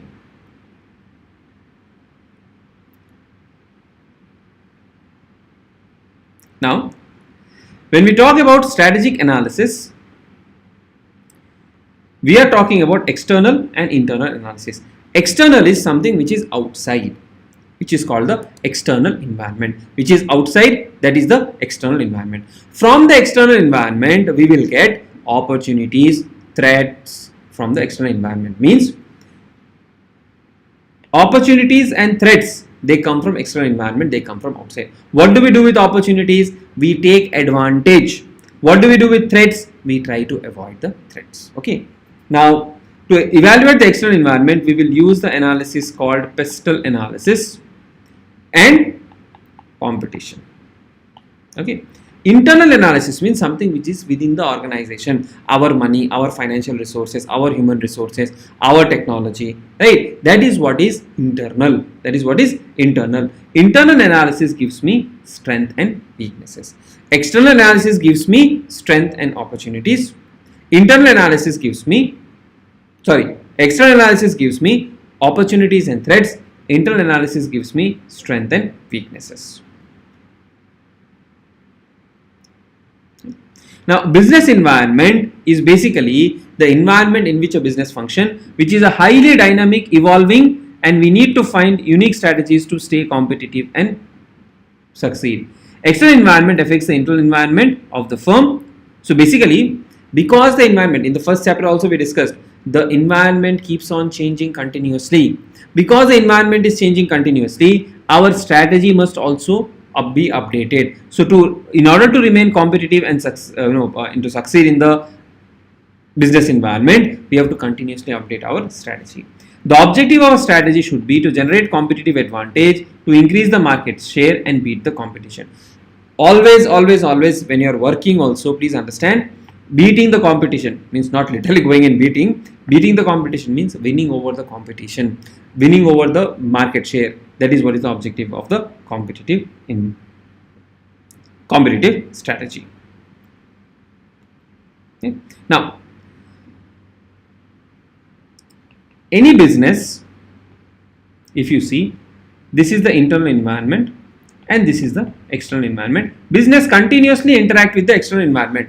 You need resources from the external environment. You need the employees come from external environment, customers are there in the external environment, political factors are there in the external environment. Continuously there is some form of interaction, and the interaction of environment helps the business in determining opportunities and threat. That is the first advantage, opportunities and threat. So businesses get opportunities and threat, or we will get opportunities. For example, a new factory is being set up. Let's say a bullet train project has been sanctioned, metro project has been sanctioned. All of these will help us to get some new opportunities, right? So to determine the opportunities and threats, we have to look at the environment. The interaction between the business and its environment would explain opportunities and threats to the business. It helps to find new needs and wants of the customer, changes in laws, changes in behaviors, social, new products competitors are bringing. So whatever is happening, if competitor brings a new product, then there is a threat. If competitor reduces the price, there is a threat. So this opportunities and threat we will get to know only when we look at the external environment.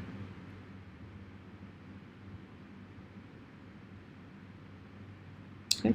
Then second, it gives us direction for growth. Direction for growth means we'll be able to see what are the areas where we can invest further and grow our business. Then continuous learning. So because we have to be in line with the environment, because we have to continuously monitor the environment, there will also be a continuous learning. So the managers have to continuously update their business knowledge about the business, so legal parameters, political parameters, and all of those things. Image building. Environmental understanding helps business organization to improve their image by showing the sensitivity to their environment in which they operate. Now this basically, let us say you can do something on the CSR aspect, or something you look on the sustainable development goals related aspect. Basically, I'm in a particular environment, I'm operating in a particular area. If there is some problem in that area, if the company will address that problem, then that will help them, or that will help the companies to have a better image. So you see a lot of things done by, let us say, the Tata Group, or you have a lot of social initiative taken by a lot of other companies that helps to build good image. Meeting the competition. So one of the very important factor of the external environment is the competition. So I have to continuously look at what is the competition doing and update my strategy. So this answers my question, how does interaction with the environment help business? Determine opportunities and threat, very important. Give direction for growth, second one. Continuous learning and image building, and meeting the competition. Could be a 4-mark question in the examination, right? Now, when we analyze the environment, there are two components of external environment and also related to the internal environment, that is micro and macro environment. Micro and macro environment. So the external environment can be categorized into micro and macro. Now micro means something which is related, or which is directed, or which has an impact on the specific business. Micro environment is related to a small area, immediate periphery of the organization. So if this is the organization, something which is here very close, which will impact only this organization in most of the cases, that is called a micro environment. Okay.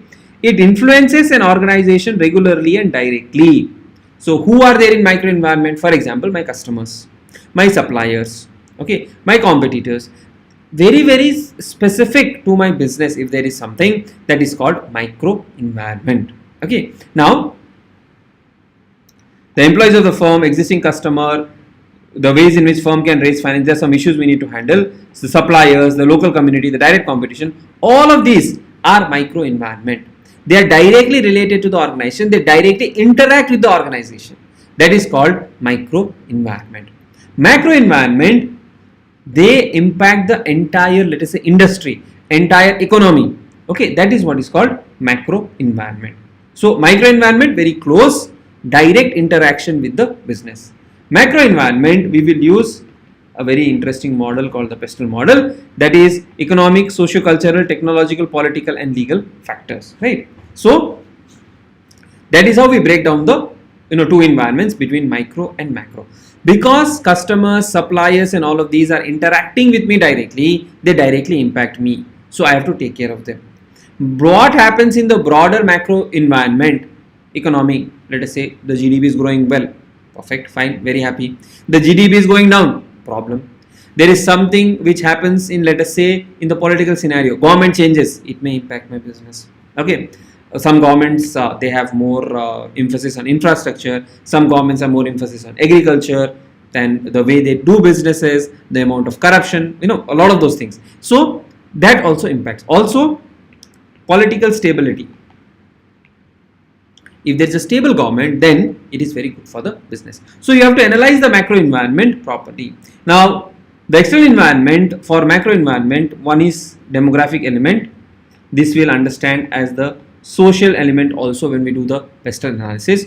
Demographic means something related to population, age, your income levels, education levels, the gender equality, then how much of money they are earning, what kind of assets they are building. All of that is a part of your demographic environment.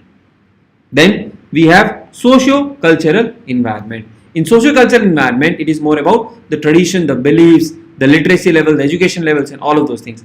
Socio-cultural and demographic are linked to one another. Economic environment.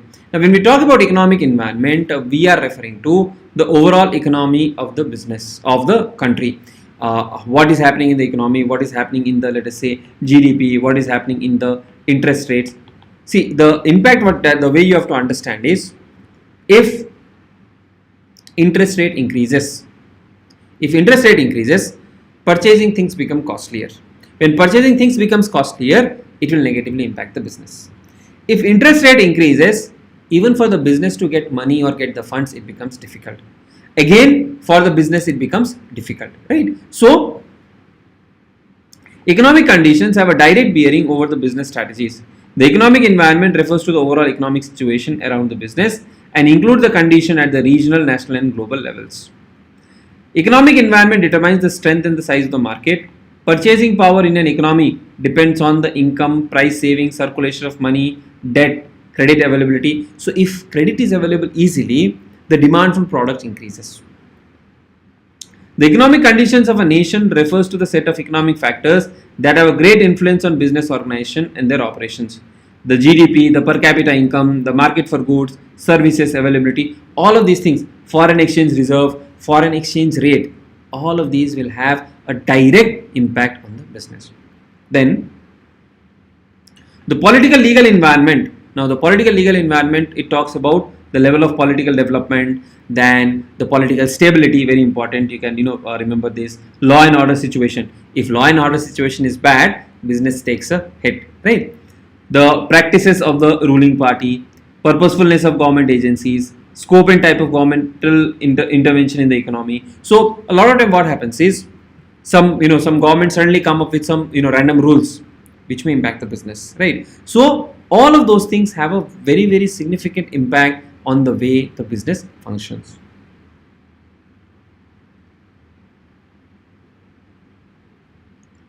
Also the government policies.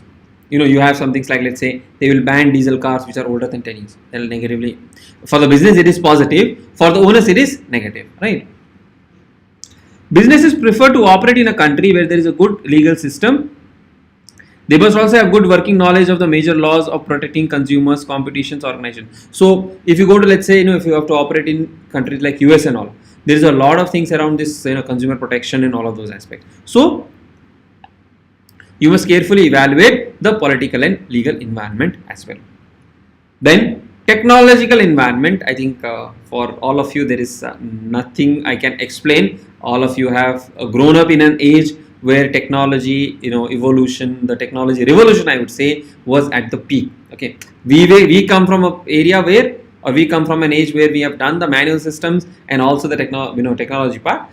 Most of you have worked only on the automated part. So businesses have been impacted left, right and center. You can improve processes, you can bring into automation, you can reduce the time, you can improve quality, right? You can do a lot of things quickly. So it's a very important factor. They have changed the way people communicate also change the way business operate. So you have a lot of things around e-commerce coming up. You have a lot of things around just-in-time inventory ordering. All of these things is because of technology. Now there is a huge risk also because of technology. One of course is your data security and related risk. The other risk that we see when it comes to your technology is outdated technology. Technology is becoming outdated very quickly. So unless you upgrade on a continuous basis, it becomes very difficult. And upgradation of technology comes at a cost. Right? So now we will understand. So that is a broad background of your strategic analysis. Now we will look at internal environment, and subsequently we will look at the external environment. In internal environment, we will also talk about stakeholders and all of those things. Competition, though the material has given as a part of internal environment, technically it is external environment. Okay.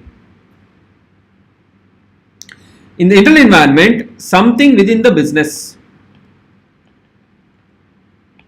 people, process, physical infrastructure, administration, organizational culture, all of these things within the business is called internal environment. In people, individuals, groups, stakeholders, employees, process, input, throughput, output, the process part of it, physical infrastructure, the the properties and all what you have, administration, line of authority, responsibility and accountability, organizational culture, intangible aspects of relationship, values, ethics and philosophy. All of these are internal environment. The amount of money you have, internal environment. The human resource you have, internal environment. All of those things, these things which help the organization move forward, is a part of your internal environment.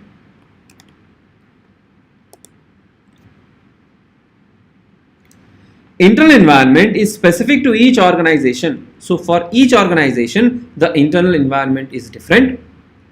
Is based on its structure and business model. We have already discussed about business model. It includes all stakeholders, management, investors, employees, board of directors, etc. Involves understanding of ethics, principle, work environment, employee friendliness, etc. Okay.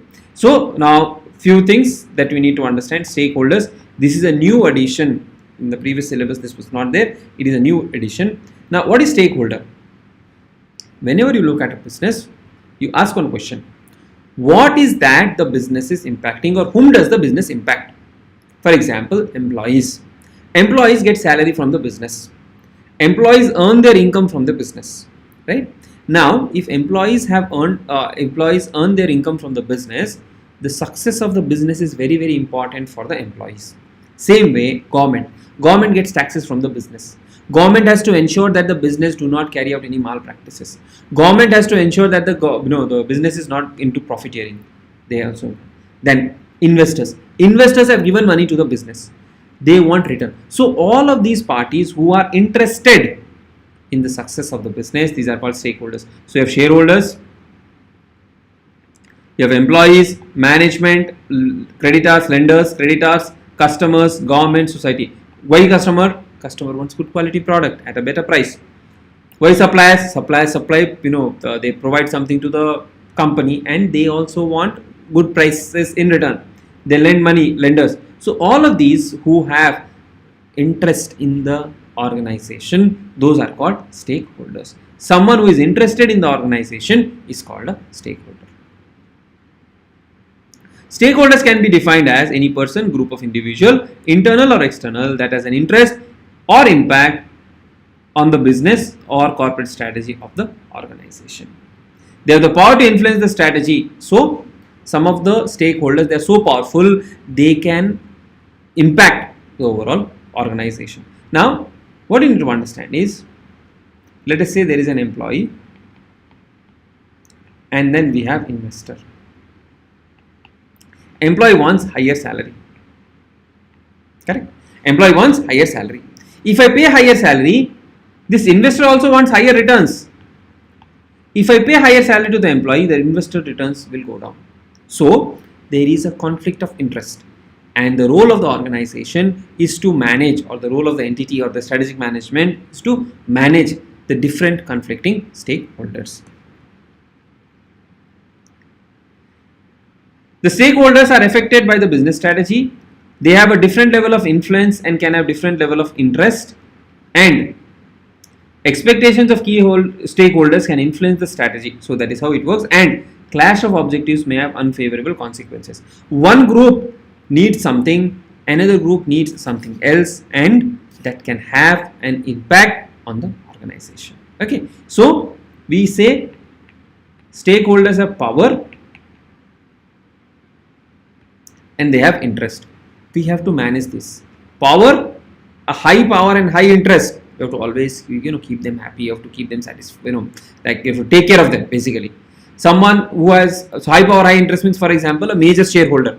If you upset the major shareholder, your business will get impacted. So those are the things we have to keep in mind. Right now, some examples of stakeholders: shareholders. Right now, what do the shareholders want? They want more returns. Board of directors, what do they want? They want revenue growth. They want prestige. I am the chairman of this particular company, something like that. Right? Then vendors, they want growth. Why do they want growth? If the company grows, they will supply. They will supply more. Right? Then consumers, employees. Consumers want good quality product at good price. Employees want good salary, good recognition, pride. I'm proud that I'm working in this particular company. Something of that sort. Now, to analyze the stakeholders' power and interest, we have this Mendelow's matrix. We also call stakeholder analysis or power interest matrix. What does that mean? Stakeholders have power and interest. Power means how much can I influence the organization? That is what is called power. Interest means how interested I am in the success of the organization. Okay. So power is the ability to influence the strategy and resources. Interest means how interested I am. How much I want the organization to be successful. That is what is the interest in the organization, right? Organization success actually. Now, in this matrix, very important, and because it's a new edition, you can expect questions a lot of time in the examination. If you look at this matrix, I have power, which is a high power and low power. So some stakeholders have high power, some stakeholders have low power. If you look at the interest, some stakeholders have low interest, some holders have high interest. The most important is high power and high interest. Means I have a high power, I am also highly interested in the success of the organization. Those are the very important one, which we call them to be key players. Okay, then first one is high power, high interest, key player. High power, high interest. These are key, these are very, very important. The other, low power and low interest, they are of low priority. We don't care. We'll just manage them. We don't care what they think, what they do and all of that. So that is the low priority category. Right?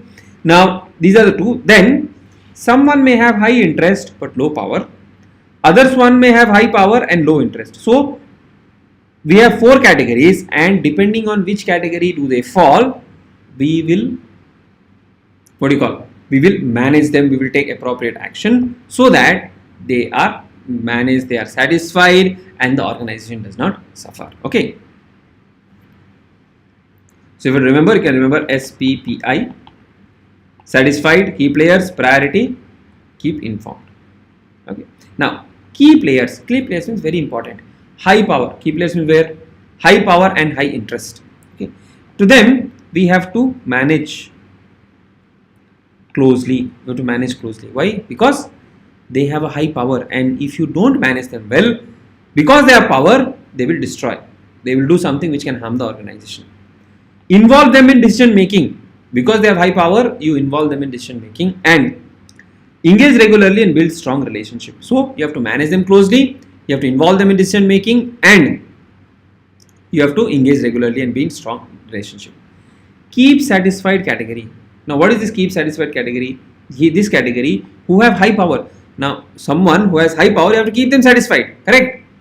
Because if you don't keep them satisfied, and because they have power, they can again disturb you. So, if someone has high power, you have to keep them satisfied.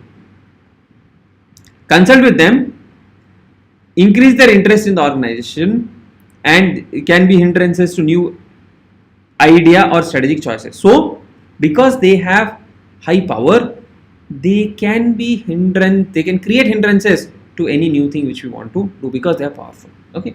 Then we have the category which is high interest, low power. So interest is high, so you have to keep them informed. Because they have high interest, engage them in decision. Consult in the area of expertise and interest. So this is the keep informed category. Low priority. Low priority means they don't have any interest, they don't have any power. So keep monitor them. No much engagement is required. General communication. Now one thing that you have to understand is people here, people here low priority. If they move this side or if they move this side or if they move this side, it can be a problem. For example, employee. Okay, single employee may have low power, they have high interest, they have a low power, right? So here they have high interest, they have low power. If they come together, they can become key players. So that is what you have to keep in mind.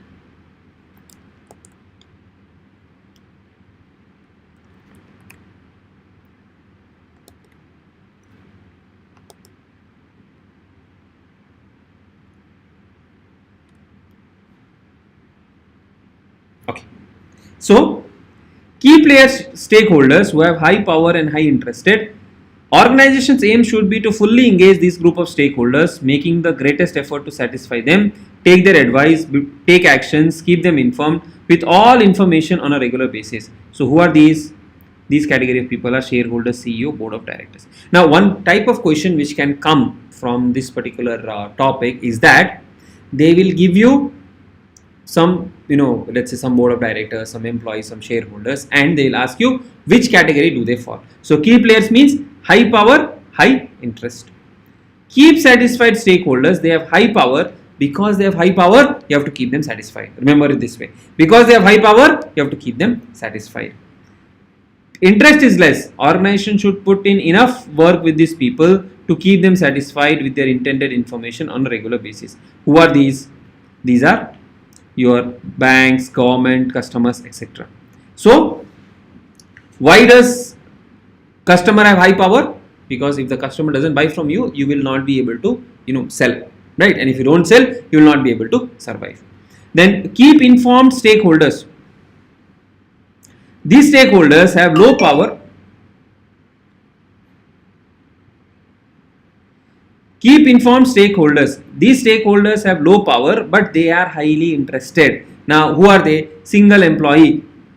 Single employee does not have great power, but the single employee can have a very, high interest. They have a high interest because only when the organization succeeds, they will get good salary or good payment. So they have high interest. Same way, vendors, suppliers, legal experts, individually, they have low power, but they are highly interested. They should adequately inform this group of people and communicate with them to ensure that no major issues arise. Otherwise, what will happen is all of them will gang up together and they will, try to derail the organization. If employees come together, then they may form a union, and when they form a union, they can actually disturb the organization. Then low priority, they have low power and less interested people like business magazines, media houses, etc. They should only monitor with them. No actions are required. Just manage their expectation. Don't trouble them, but keep them informed. So, for example, what happens is a lot of time media houses, if they start negative reporting, it becomes difficult. So you have to, take care of that particular aspect. So very, very important from examination point of view.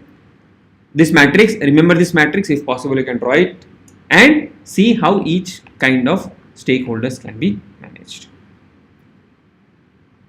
Any questions on this matrix?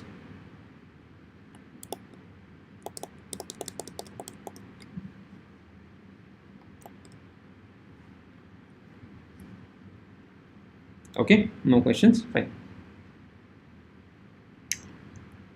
Now, moving on to some other things, strategic drivers, another component of your internal environment. Now, what is a strategic driver? Strategic driver is something which drives the strategy, as simple as that. Strategic drivers are the key factors or forces that influence an organization's strategic choices, decisions, and direction. So, something that will impact my strategic decision, my strategic choices, my strategic direction is called strategic driver. They shape the overall strategy of company and guide in actions in achieving the long-term goals. So strategic drivers, they are the factors that will influence the organization's They will influence the organization's choices, decisions and directions. Okay, now key strategic drivers of organizations, will talk about industry, market, customers, products and channels. Market, technically it is an external analysis, it is not an internal analysis, because industry is outside, it is not inside the organization. Right, now what is industry? Industry is similar companies based on products and services which are grouped together into industry. So basically, for example, if you look at automobile industry, Maruti, Mahindra, Tata Motors, etc. So when I say industry, I am not referring to a plant or a factory. When I am talking about industry, I am saying, okay, these are the group of companies which are in the same line of business and I have grouped them together. So FMCG, ITC, HOEs which are into the same line of business. Markets, buyers and sellers when they come together, that is called a market. Right, now we'll understand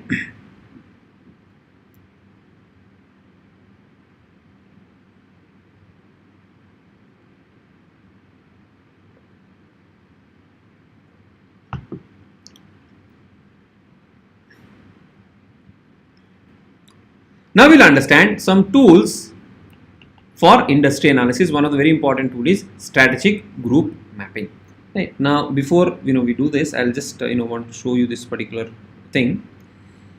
It's a matrix, or it's a 2x2 plotting where we have companies and we have two dimensions or two attributes. Now here I have taken one attribute of price range, another attribute of number of models.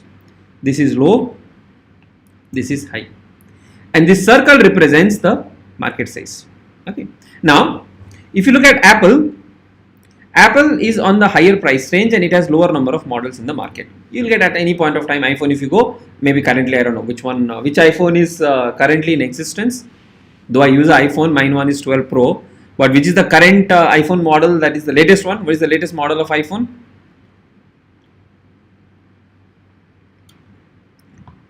Anybody?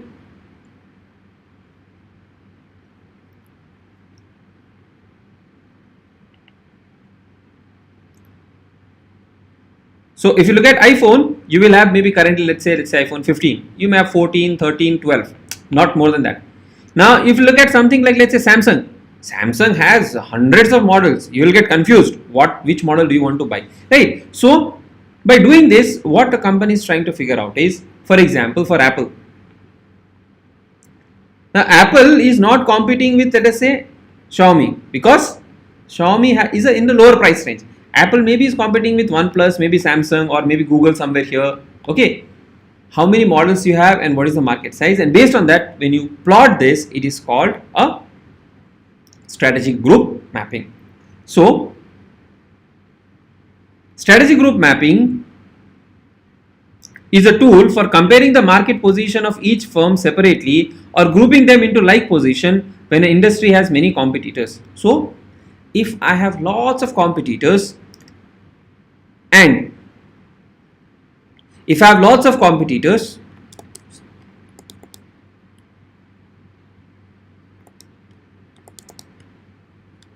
yeah, I think there is some network disturbance in between. If I have a lot of competitors, I cannot go and check out what each one is doing. So what I'll do is, I'll create a group and I will see which competitor is the competitor in my comparable size or with my area. Okay, which competitor should I compete with? So if you look at cars, let us say Rolls-Royce and Maruti. Now this company will not compete with Maruti because it's at a very high price range. Correct? It's at a very high price range. Maruti is at a very low price range. So strategy group consists of those firms which have similar competitive approaches and positions in the market. So maybe comparable product line, breadth means the number of product offerings, same price quality, same distribution channel, same product attributes, similar line of buyers. So some similarity. So we'll take two dimensions and we'll plot them on a XY matrix. How will you create the group? You can use this iPad. Identify the characteristics that differentiate the firms in industry. Plot the firms on a two variable map using pair of these differentiating characteristics. So take any of these two characteristics, plot them on a two two variable map. Assign the firms that fall into same strategy space to the same strategic group. Draw circles around each strategy group to make the circle proportion to the size of group share in the total industry. Now basically what we are doing, we will identify two competitive characteristics, let us say price range and number of models. Plot the firms on a two variable map. This is the map. Assign the firms that fall in about the same strategy space. So same strategy space, price range, Apple is here, OnePlus is slightly below, Samsung is slightly below. Number of models, Xiaomi has less number of models, Samsung has more number of models. So like that we can, okay. Then the next important component of this analysis. So here if you come back, when we look at the strategic drivers, the first one is the industry and market. Now what it basically means is the industry and the market will impact my strategy. So that is the first part.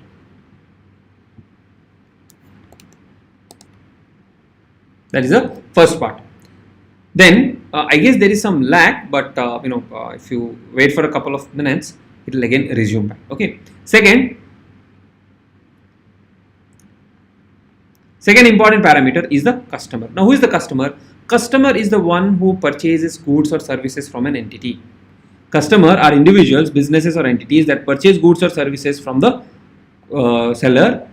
Consumers are individual or entities that use the purchase goods. So if you have taken classes from us, your parents would have paid. So your parents are the customers. Who is consuming the class? Who is using the class? You are the user. So you are the consumers. Okay. So you can understand the difference between customer and consumer. Then product, services. So actually it should be goods and services, but instead has used multiple places, multiple things. Product includes goods and services. Okay. So product stands for the combination of goods and services that the company offers to the customers. Now the way an organization function is, for example, I have decided I want to be in a particular business. Okay. Now what I'll do is I will use marketing techniques to figure out what is the requirement of the customer. Once I figure out what is the requirement of the customer, then I will see whether I can solve the requirement of the customer. Then I'll arrange for the resources. I will start my business and I will provide the product and services that will meet the requirement of the customer. So product is basically goods and services. We need strategies to manage product over time, adding new products and dropping failed products. So on a continuous basis, once the market matures, I'll have to move from the current product offering to a new product offering. Product and services are closely linked and interrelated with the markets that the organization wants to serve. So basically you have a requirement from the market which you are trying to fulfill.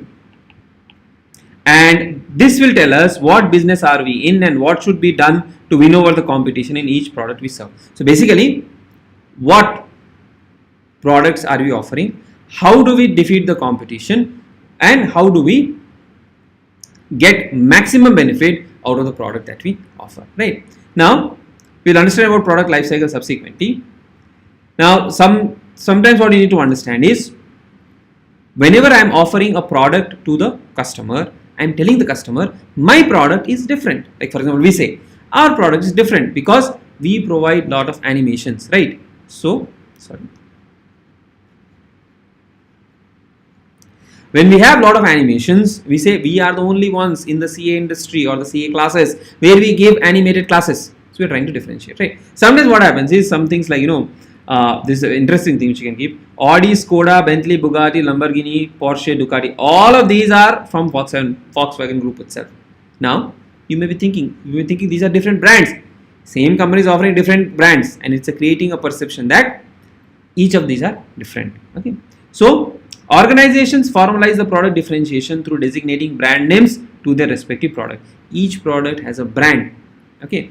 Now that brand we can protect the brand using copyrights, trademarks and all of those things, but there is an image which is built on.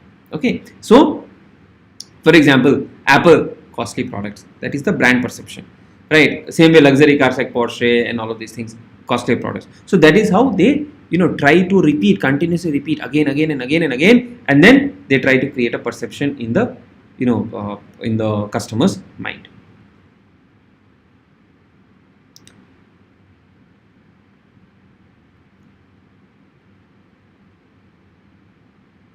Now, when you have a product, you also need to market the product, right? Now, what is the meaning of market? Marketing basically, what is the meaning of marketing? Marketing basically means that I have to identify the requirement of my customer or consumer. I have to provide those goods and services that will fulfill the requirement of the consumer. Okay, so marketing basically means identifying the requirement of the customer and fulfilling the requirement of the customer.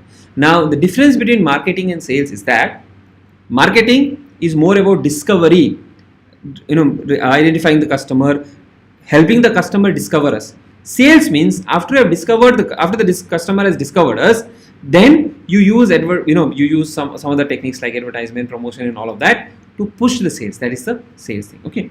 Companies produce goods and provide services to satisfy the needs and wants of the customers, and the customer pays the price to the company. Customer is the central focus in the marketing, and it encompasses all the activities, very important, identifying the needs of the customer and taking the actions to satisfying them in return of some consideration. So that is what is called marketing, right? Now, what we'll be doing is having a look at these various marketing techniques.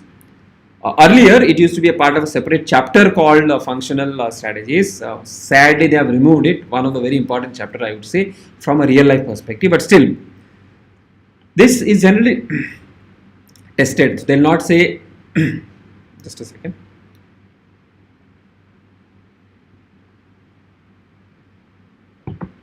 They will not ask you to list down all of them. They will ask you what each of these mean. Okay, so marketing techniques are given. So first one is social marketing.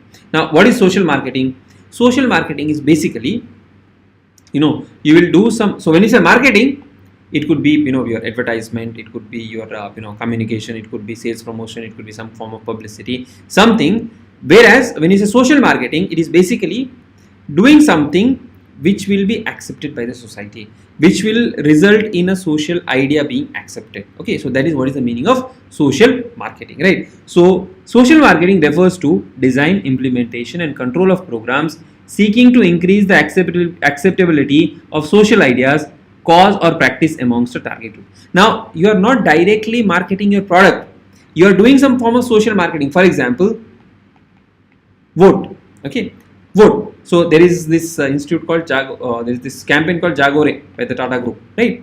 Now they are trying to implement, or they are trying to put forward an idea saying that voting is very important, voting is your responsibility, right? You should vote, right?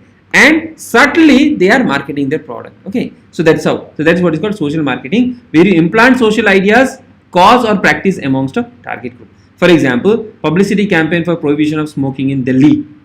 So where you can smoke and where you cannot smoke. Then augmented marketing. Now, what is the meaning of augmented marketing? Augmented marketing refers to provision of an additional customer service and benefit built around the actual products and introduction of high-tech services. Now, for example, classes followed by revisions. That is a augmented marketing. Or things like movies on demand. You can watch a movie whenever you want. Online computer repair services, secretarial services. So basically, trying to give some additional services. So you can, let's say, remote diagnosis or remote follow-up by the doctors. This is what is called augmented marketing. Augmented means additional. Augmented means additional. This is the keyword. Direct marketing. Direct marketing is marketing through various media that interact directly with the consumers and calling for the consumer to make a direct response. Now here, basically, for example, you get a WhatsApp promotional message. Okay, when you get a WhatsApp promotional message, the other party is asking you to take some action.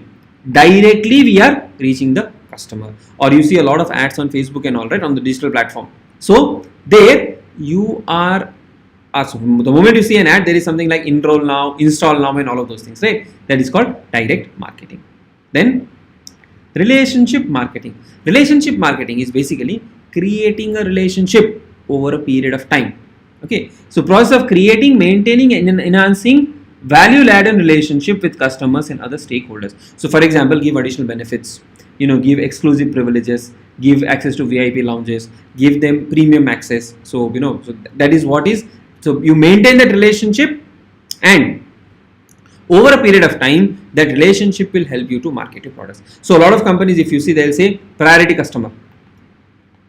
They would say, you visit some banks, you will see there is a priority banking or privileged banking section. So they are building that relationship so they can sell the products to you. Okay. Then services marketing. Now what is the services marketing? Basically marketing of services. So for example, marketing of classes, right? So that is a services marketing. Then person marketing. Now person marketing is basically activities undertaken to create, maintain or change behavior towards a particular person. Now these are generally done in case of let's say politics, the rallies. These days you see, right, a lot of interviews coming up.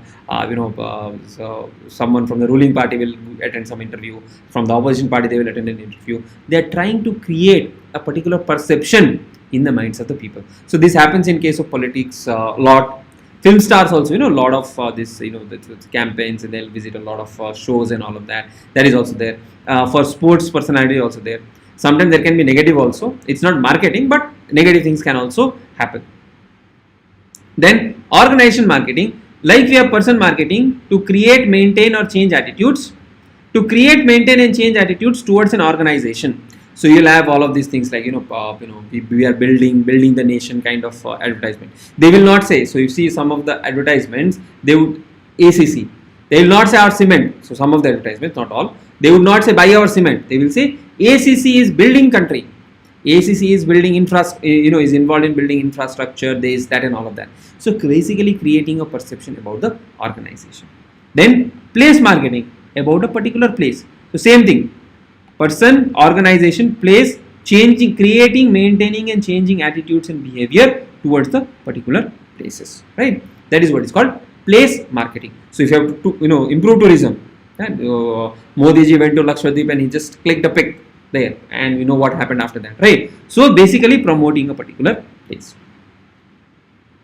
Then enlightened marketing. It is a marketing philosophy that a company's marketing should support the best long run performance of the marketing system. So basically when we say enlightened, we are looking at the long term performance of the marketing system. So it is more about customer oriented, focused on the customer. Value marketing, proposition or showing that what is the value that the customers will get. Societal marketing, socially acceptable ideas. Innovative marketing, getting new ideas. A lot of times one of the innovative marketing campaign was like, you are supposed to scan the QR code in between a tournament. So that is something which is innovative. Then sense of mission marketing, show the marketing as if it's a mission to be achieved, and societal is repeated. So these are the 5 principles where you're trying to be innovative, you're trying to propose, show the value and related aspects. Then differential marketing. Now differential marketing is where a firm decides to target several market segments and design separate offer for each. Now what does this mean? So there could be, for example, you have Unilever with Lifebuoy, Lux and Rexona, and in the popular segment, Dove and Pierce in the premium segment. So as I told you, right, Volkswagen, various brand of cars, and they have differential marketing. So for Lifebuoy, Lux and Rexona, you will have a different marketing message. Lifebuoy, I still remember when we were kids, it used to be Lifebuoy hai jahan tandurusti hai wahan. So it was more to do with the health. Okay. And if you look at Dove, it would be more to do with maybe, let's say, beauty, or let's say skin care or something like that. So the proposition itself, see, soap is finally used for bathing and all of that. Proposition itself is Lifebuoy is for your healthy body, or Dettol. Dettol, what you're marketing, Dettol is more for, let's say, antiseptic things, kills the germs and all of those things, right? That's how you do differential marketing. Several market segments with separate offers. Synchro marketing. Now synchro marketing is basically used where there is a peak hour and there is an off peak hour. So sometimes we have in the off peak hour they will say happy hours, buy one get one free, unlimited drinks, unlimited food, something like that. Okay, that is what is called synchro marketing. Related to synchro marketing is demarketing, where you use marketing strategies to reduce demand temporarily. Basically, you are reducing the demand. Now, why would you do that? So that when you reduce that demand, you are shifting the demand. So in times of high capacities, what you will do is you will start charging higher price, and you are discouraging people to come at the peak hours, and you are encouraging them to come in the non-peak hour. Something similar to synchro marketing. Then concentrated marketing, market coverage strategy in which a firm goes after a large share of one or few sub market. So basically, you are not looking at the entire market, you are looking at a sub market. In that sub market, you want to capture the maximum market possible. So for example, let us say income. You are targeting HNIs, high net worth individual, and you want to get the maximum from the high net worth individual group, right? Then the next aspect that we need to consider is channels. So we have spoken about the industry analysis, we have spoken about the customer, we have spoken about the products, and now we have the channels, right? Now what does channel do? Channel basically means the distribution system through which the organization delivers its products or provides its services to the customer. Now this is a channel. This YouTube live is a channel for you. Same way, from the warehouse till the place of the customer, when the products are moved, that is called channel. The channels play a crucial role in connecting producers or service providers with the target audience. So from the source to the destination, that is what is called as channel. Some channels are direct sales channel. So product directly sells to the customer, direct sales. Using wholesalers and distributors, typically used in manufacturing entities. Let us say Hindustan Unilever, they will manufacture, they will send it to the distributors or wholesaler. From there, who will buy? Retailers will buy. From retailers, the customer will buy. Then you have e-commerce, all of you must be aware of it. And then you have franchising. Franchising is where you create different entities who are using your brand and you sell the products. Right. Now, amongst these different channels, the three channels that we need to consider as far as our syllabus is concerned: sales channel, product channel, and service channel. Sales channel refers to the intermediaries involved in selling the product through each channel and ultimately to the end user. Basically, the wholesaler, the distributor, the retailer, that forms part of the sales channel. Okay. Then product channel is basically the intermediaries who physically handle the product, the transportation, the logistics, and all of that. So sales channel is wholesaler, retailer, distributor, all of those things. Product channel is who handles the product from producer to the end user, the physical part of it. Service channel. Service channel refers to the entities that provide the necessary services to support the product as it moves through the sales channel and after the purchase by the end customer. Something like installation service, something like after sales service and related aspects. Right? Now, moving on to the next aspect of core competency. This is very important from examination point of view. Competency basically is the ability. Core competency is something where we are very good at. Core competency is something which gives us the strength. Okay. So, if for example, if you ask me my core competency is financial reporting and strategic management, right? That gives me, this is the area where I have been working upon. It is not that I don't know taxation or I don't know GST or I don't know audit, but what is my core competency? So, competency is defined as combination of skills, techniques, instead of individual skill or separate technique, which makes the whole organization utilize these separate individual capabilities. So basically what we are doing is, if you look at, for example, Apple, amazing hardware and software abilities. Okay. Same way if you look at, let us say, Maruti.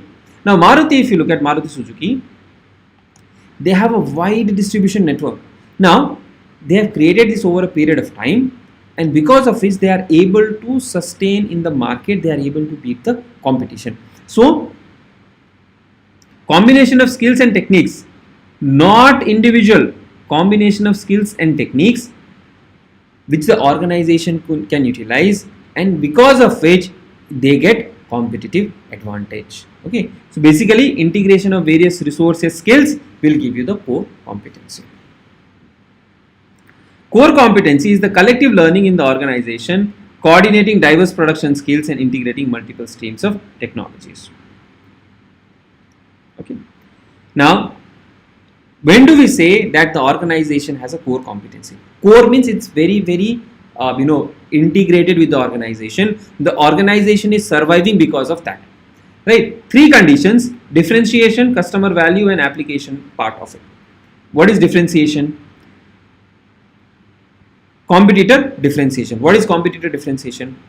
You can say that an organization has a core competency when the competitor cannot imitate what you are doing. For example, Apple works on iOS, others don't work on iOS. Android, everybody works on.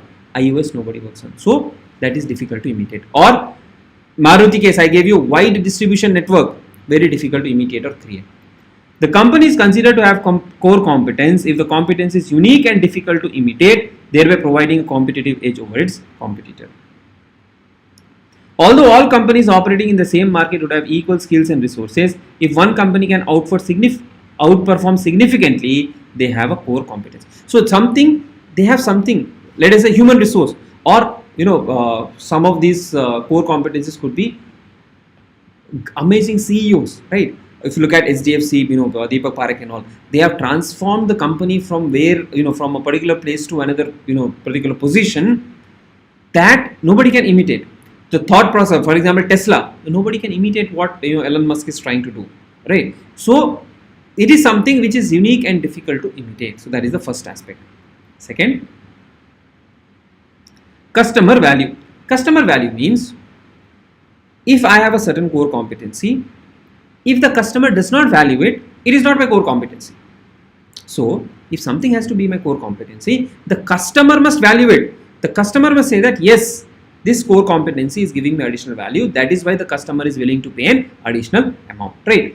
So when purchasing a product or service, it must deliver fundamental benefit to the end customer to be a core competency.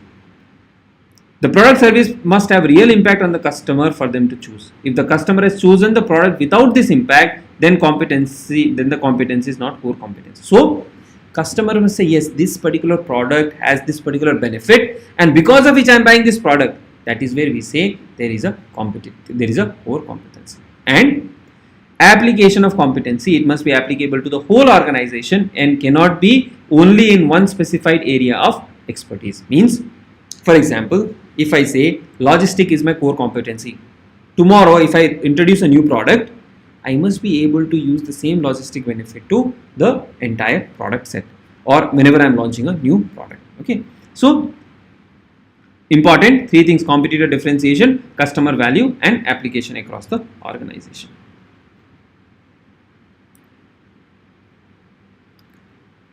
Because of core competencies, we can get access to wide varieties of market. Just a second.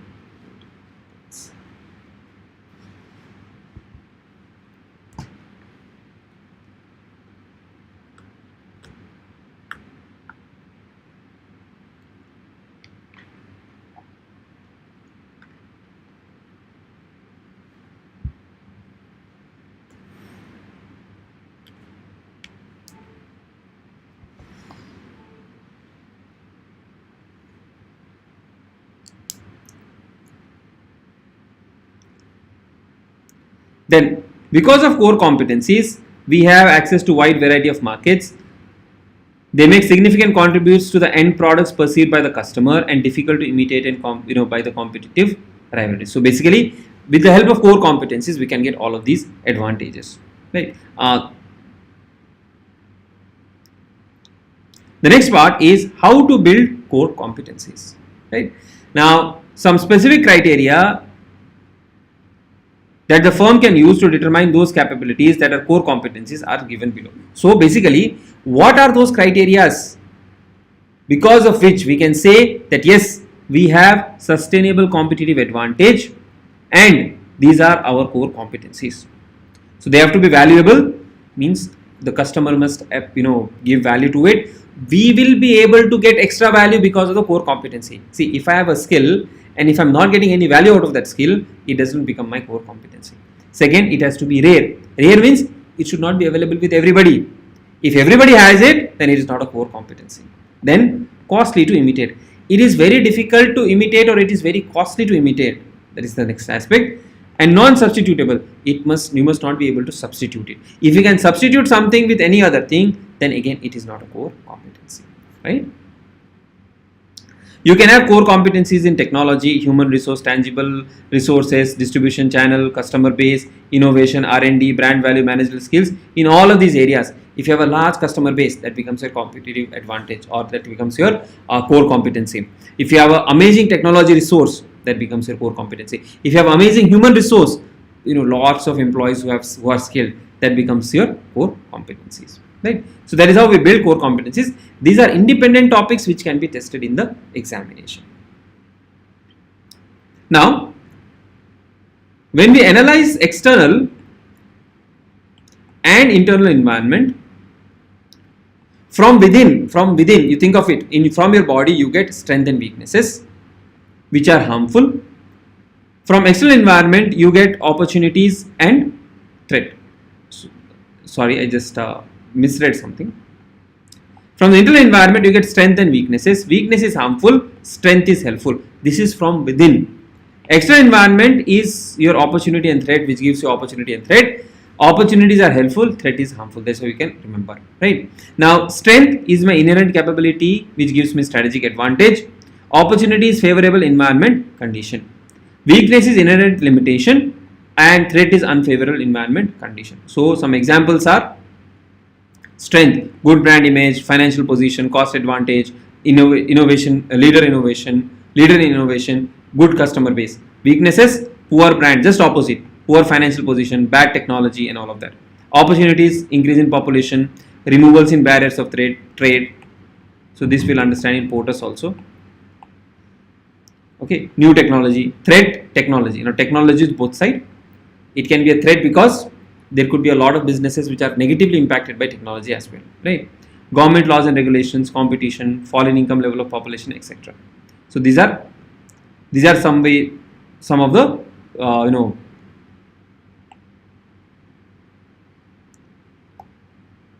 these are some of the strengths, weaknesses, opportunities, and threats which can be evaluated.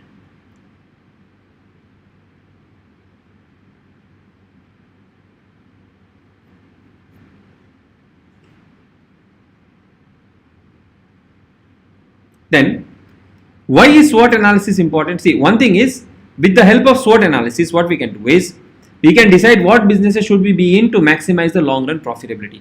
What are my strengths? What are my weaknesses? With my strengths, what all opportunities can I exploit? And then we can decide what businesses should we be in. Then, for each business, at each business level, how can we get the competitive advantage in the specific business?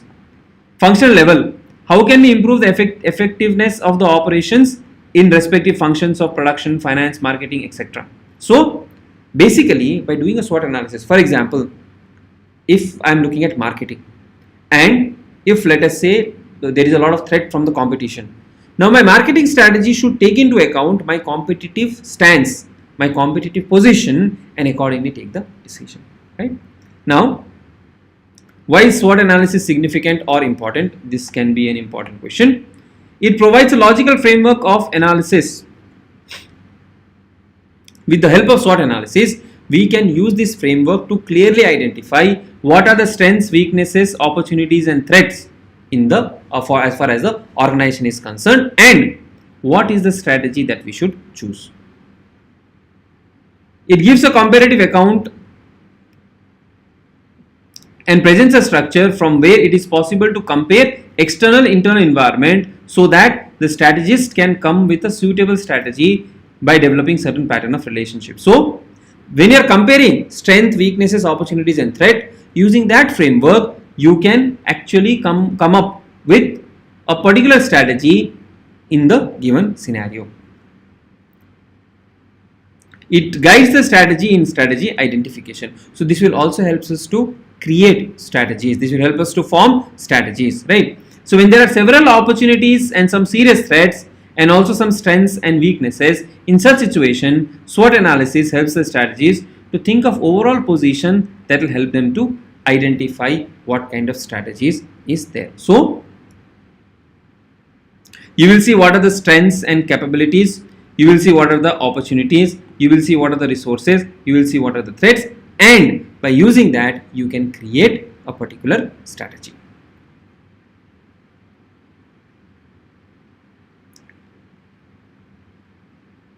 Now, once we have understood competitive core competency, the next thing that we need to understand is competitive advantage. Remember, when we talked about strategy initially, we said to get competitive advantage and to survive in an ever-changing environment, right? So, what is competitive advantage? Basically meaning it is an advantage over the competition. Competitive advantage is the advantage over the rivals when a company's profitability is greater than the average profitability of the firms in the industry. Okay, so if I am doing better than my rivals, I have a competitive advantage, and I have this advantage only if rivals are not able to duplicate my efforts. If the competition can do whatever I am doing, then I don't have a competitive advantage. If the competition is doing whatever I am doing, I don't have a competitive advantage, and hence it must not be, the competitors may not be able to duplicate or imitate the your competitive advantage. Whatever you're saying, if you're saying my financial resource is my competitive advantage, or my brand image is my competitive advantage, my customer base is my competitive advantage, if I'm saying any of these things, then I should also ensure that nobody must be able to duplicate it. If somebody can duplicate what I'm doing, if somebody can duplicate my marketing strategy, I don't have a competitive advantage.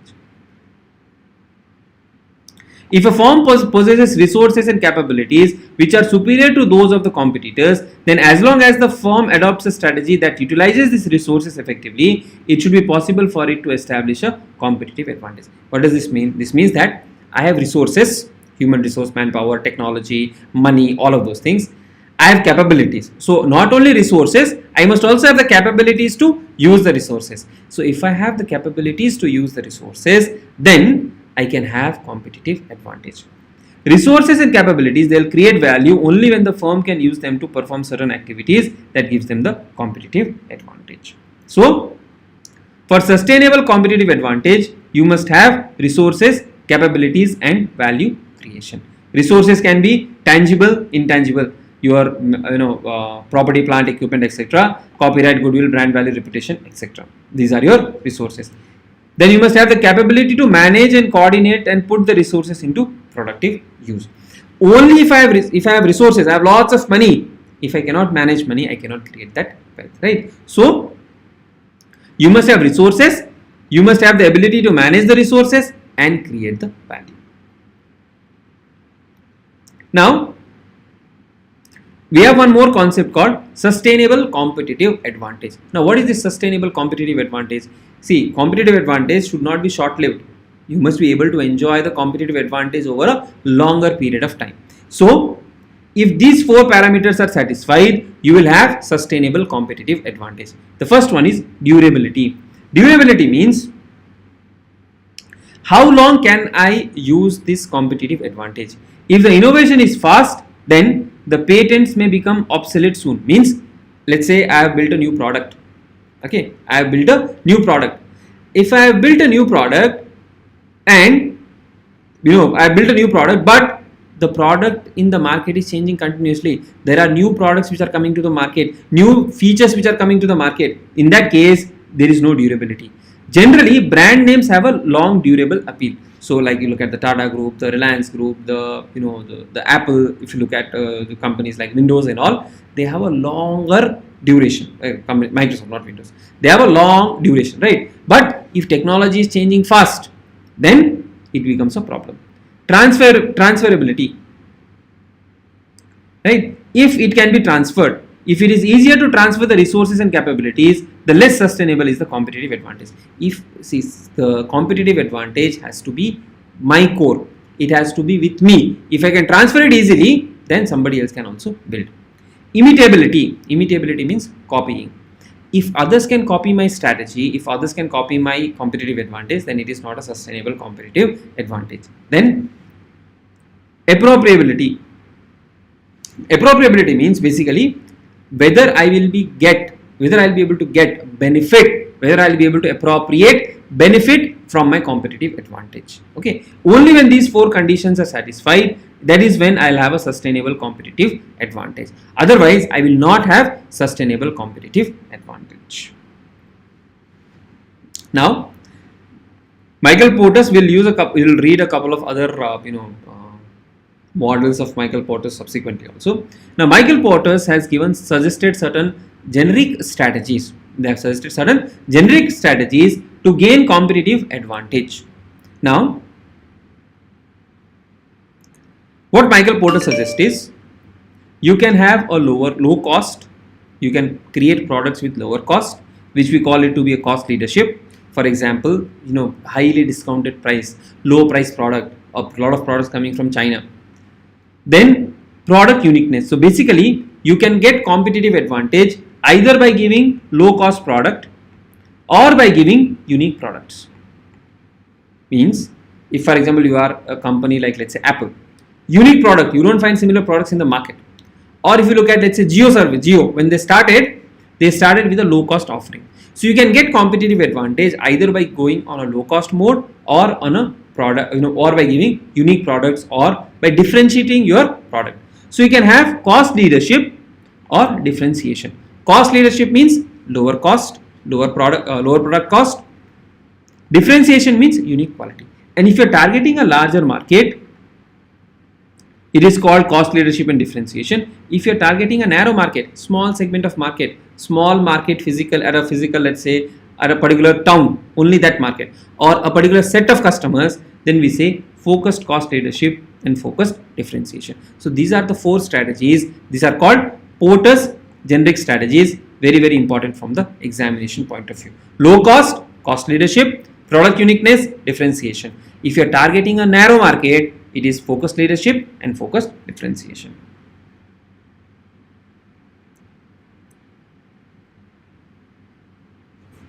Now, when it comes to cost leadership, it is a low cost competitive strategy aimed at a broad mass market. So basically you are doing a cost reduction at different stages, wherever possible cut cost. But please ensure quality should not be compromised. Quality is not compromised. Okay. Now, when you are the cost leader, what you can do is you can charge same price and make higher profits, or you can reduce price and get more market share. So that is what it is. That is how it is done. So basically, by cutting cost and passing on the benefit to the customers, you can sell the goods at lower price to attract more customers, and because of that, you will have a larger share in the market.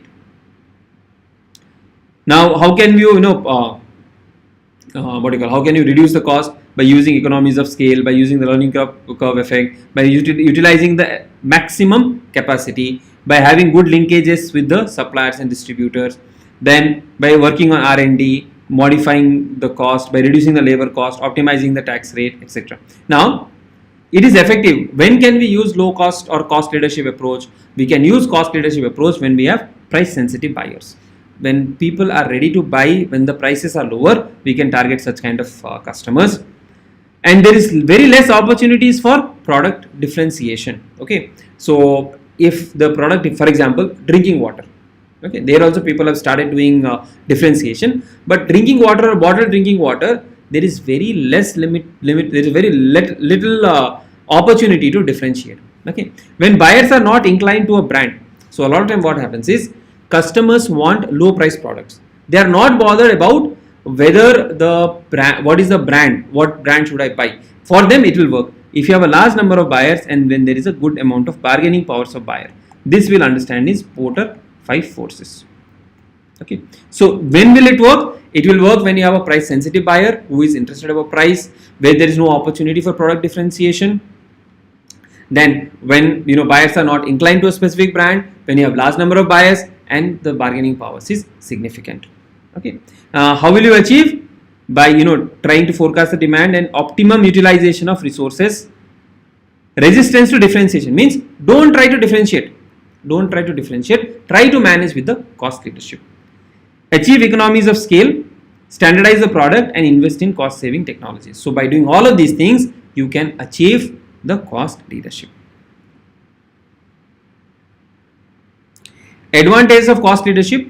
For new players in the market, they can get access to the market faster.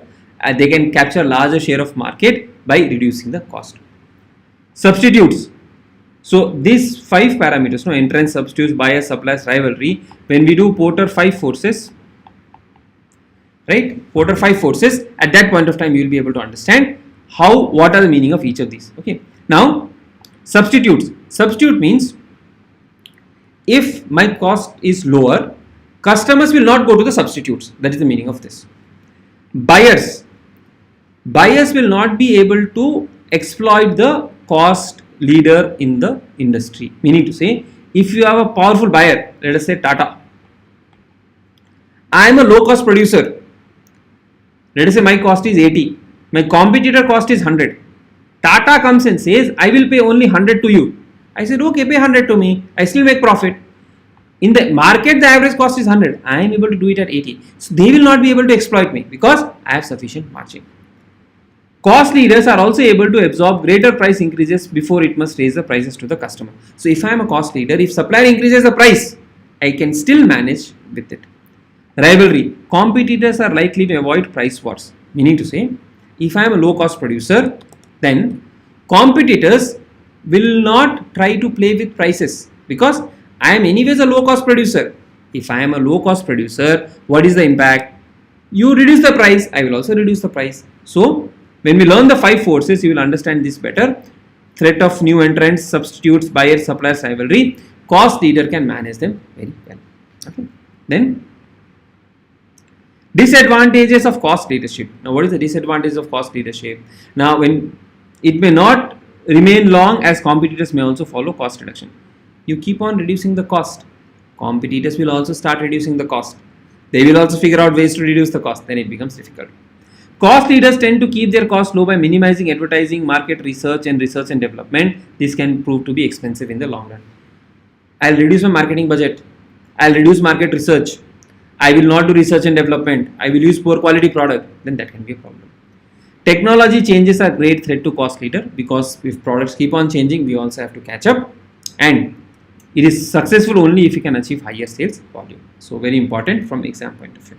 Differentiation is creation of product that is perceived as unique by the buyer either because of the design, brand image, features, technology, dealer network, customer service.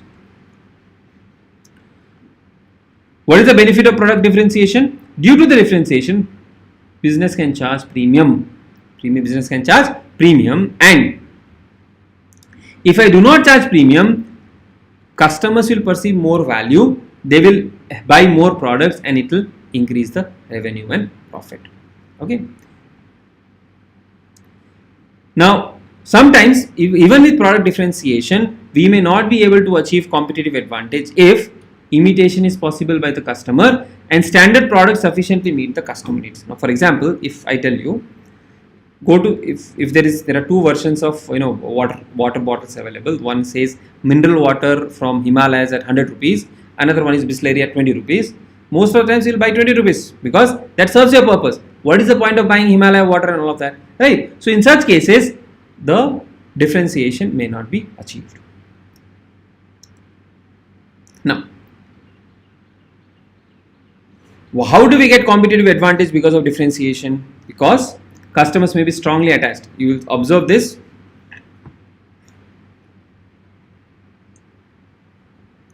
People who are attached to a particular brand because of the differentiating features and all, they will be regularly attached to that brand only. Customers will be willing to pay for the premium, and successful differentiation can mean more product flexibility, more compatibility, price insensitive buyers, lower cost, barriers to quick copying by competitors, improved service, less maintenance, greater convenience, advanced features. So if a differentiation is successful, then you have all of these benefits. Subsequently, you can lower the cost. If you lower the cost with a better quality product, you'll have more and more customers buying it from you. Okay. Basis of differentiation. Now, what could be the basis of differentiation? Strategy that provides a unique product different from the competitor. Customer is willing to pay. Now, this is very important. This part is very important. If the customer is not willing to pay the extra price, then I cannot differentiate, or my differentiation strategy will not be successful. Success of this strategy is dependent on the value attributed by the customer. Differentiation can be achieved at 3 levels as follows. So which level? Product, price, organization. Okay. Now what can we achieve at a product level?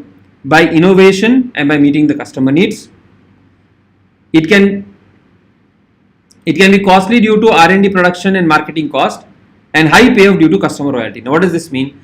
I will innovate, I will spend more money on innovation, but because customer is loyal to me, I will be able to get the benefit. Pricing. At pricing level, I can charge high prices. That is what you see at Apple. And people are dying. Like, when you say, somebody has bought a high price product, they will create some kind of perception, and other will also start putting value on that higher pricing. And it will help me maximize the brand, which can help me charge higher, right? So that is what is the way in which we can achieve differentiation at different levels.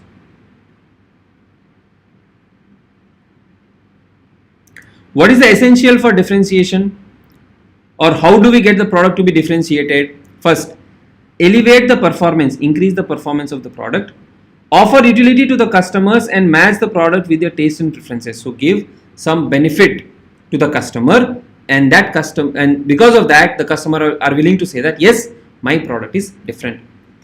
Promise of high quality product, fixing product price based on unique feature and buying capacity of the buyer, and taking steps for enhancing the image on brand value and rapid product innovation. So what you're trying to do is improve the performance, give more utility, promise high quality product, then because the product is unique, give charge higher prices, enhance the brand value and the image. With the help of this, we can achieve differentiation. And you can do this, right? Advantages of differentiation, you can go through this. These are self-explanatory. And disadvantage of differentiation also, we can go through on your own. So today we will conclude here. I know I'm leaving it halfway. I thought I would have completed this chapter, but I think we can complete it if you are willing to stay.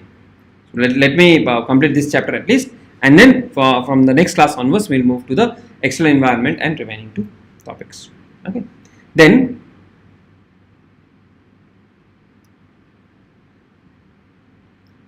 focus strategy.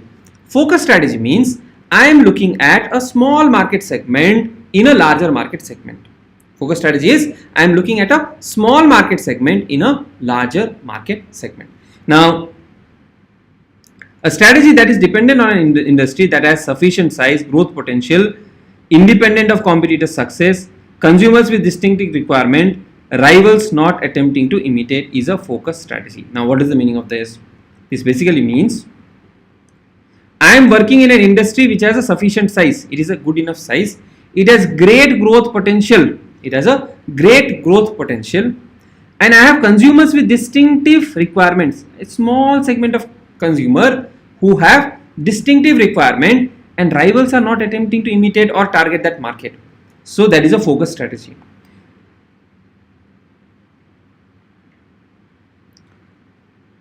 In focus strategy, we have focused cost leadership and focused differentiation. So on one side we have focused cost leadership, and on the other side we have focused cost differentiation. Means either I am looking at a very small market and I am the cost leader in the small market. I don't want to be the cost leader in the entire country.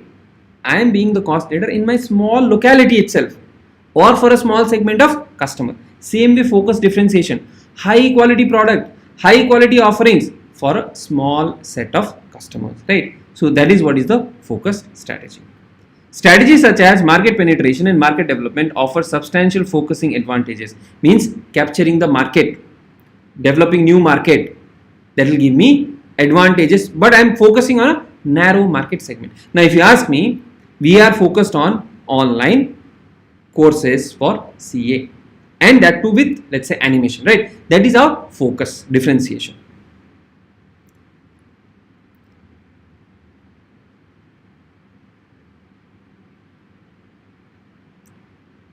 Firms can pursue focus-based strategies in conjunction with differentiation or cost leadership. So either I will be a focused cost leader, or I will be a focused cost differentiator. So in a given market, my focus will be to give the, let's say, best quality product. That is one thing. Or in another case, it could be in the narrow market, I am giving the best pricing. Why do we choose a focus strategy? We choose a focus strategy to focus on a narrow segment to offer better product services in that specific segment. So it can be a geographical area, product line, customer segment. I will divide the market and I'll target that specific segment only. Okay, and that is when competitors are not attempting to specialize in the target segment. We call it niche. Niche means very small segment of the market. Nobody else is looking at that market. I am targeting that market and I am trying to capture that particular market. That is what is the meaning of differentiation. Now, what are the types of focus strategy? Cost leadership, focus differentiation. Okay, so here we are competing based on price and narrow market. Here we are competing based on uniqueness of the product. You may not charge lowest price in the industry, but you will charge the lowest price in that particular market. Okay, so you will charge lower prices in the as compared to the target market. Here you are targeting on a particular sales channel or a demographic group. What is the advantage? How do we achieve the focus strategy? Selecting specific niche which are not covered by cost leaders and differentiators. So identifying areas which are not catered by other other competitors. Creating superior skills for catering to such market, having better skills, generating high efficiencies and developing innovative ways to manage the chain. Okay. That is how we will achieve the focus strategy.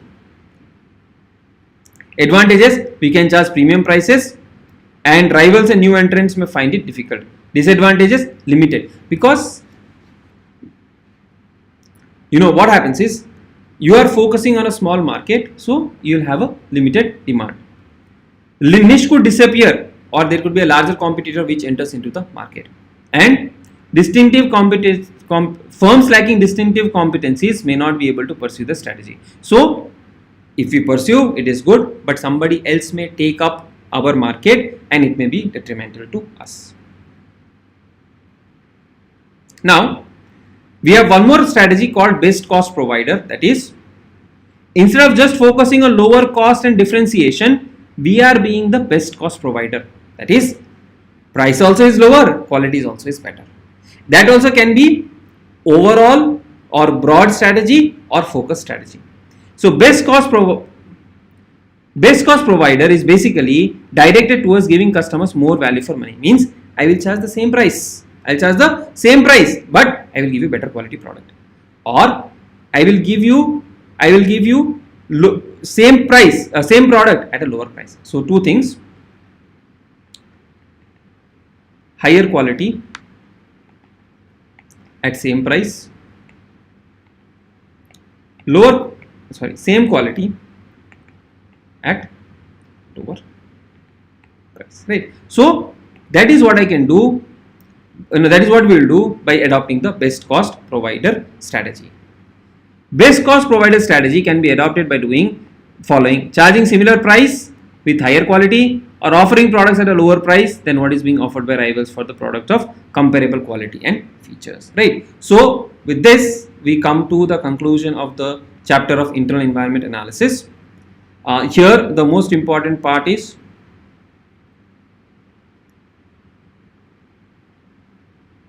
this. Mostly the question comes, you must be able to identify whether you are being a cost leader or differentiator, right? And how do you achieve, what are the benefits, what are the limitations? All of those things you will be able to cover, right? I hope the session was useful for all of you, and we will continue this. We will announce the next date. We will complete the remaining three chapters rather. One is to do with the external environment analysis, and followed by the remaining two chapters. Thanks a lot for joining in. I hope the session was useful. If you found it useful, do share it with your friends, and let them also get prepared for the examination. It is not very much in depth because the purpose is revision. Chalo, thanks a lot.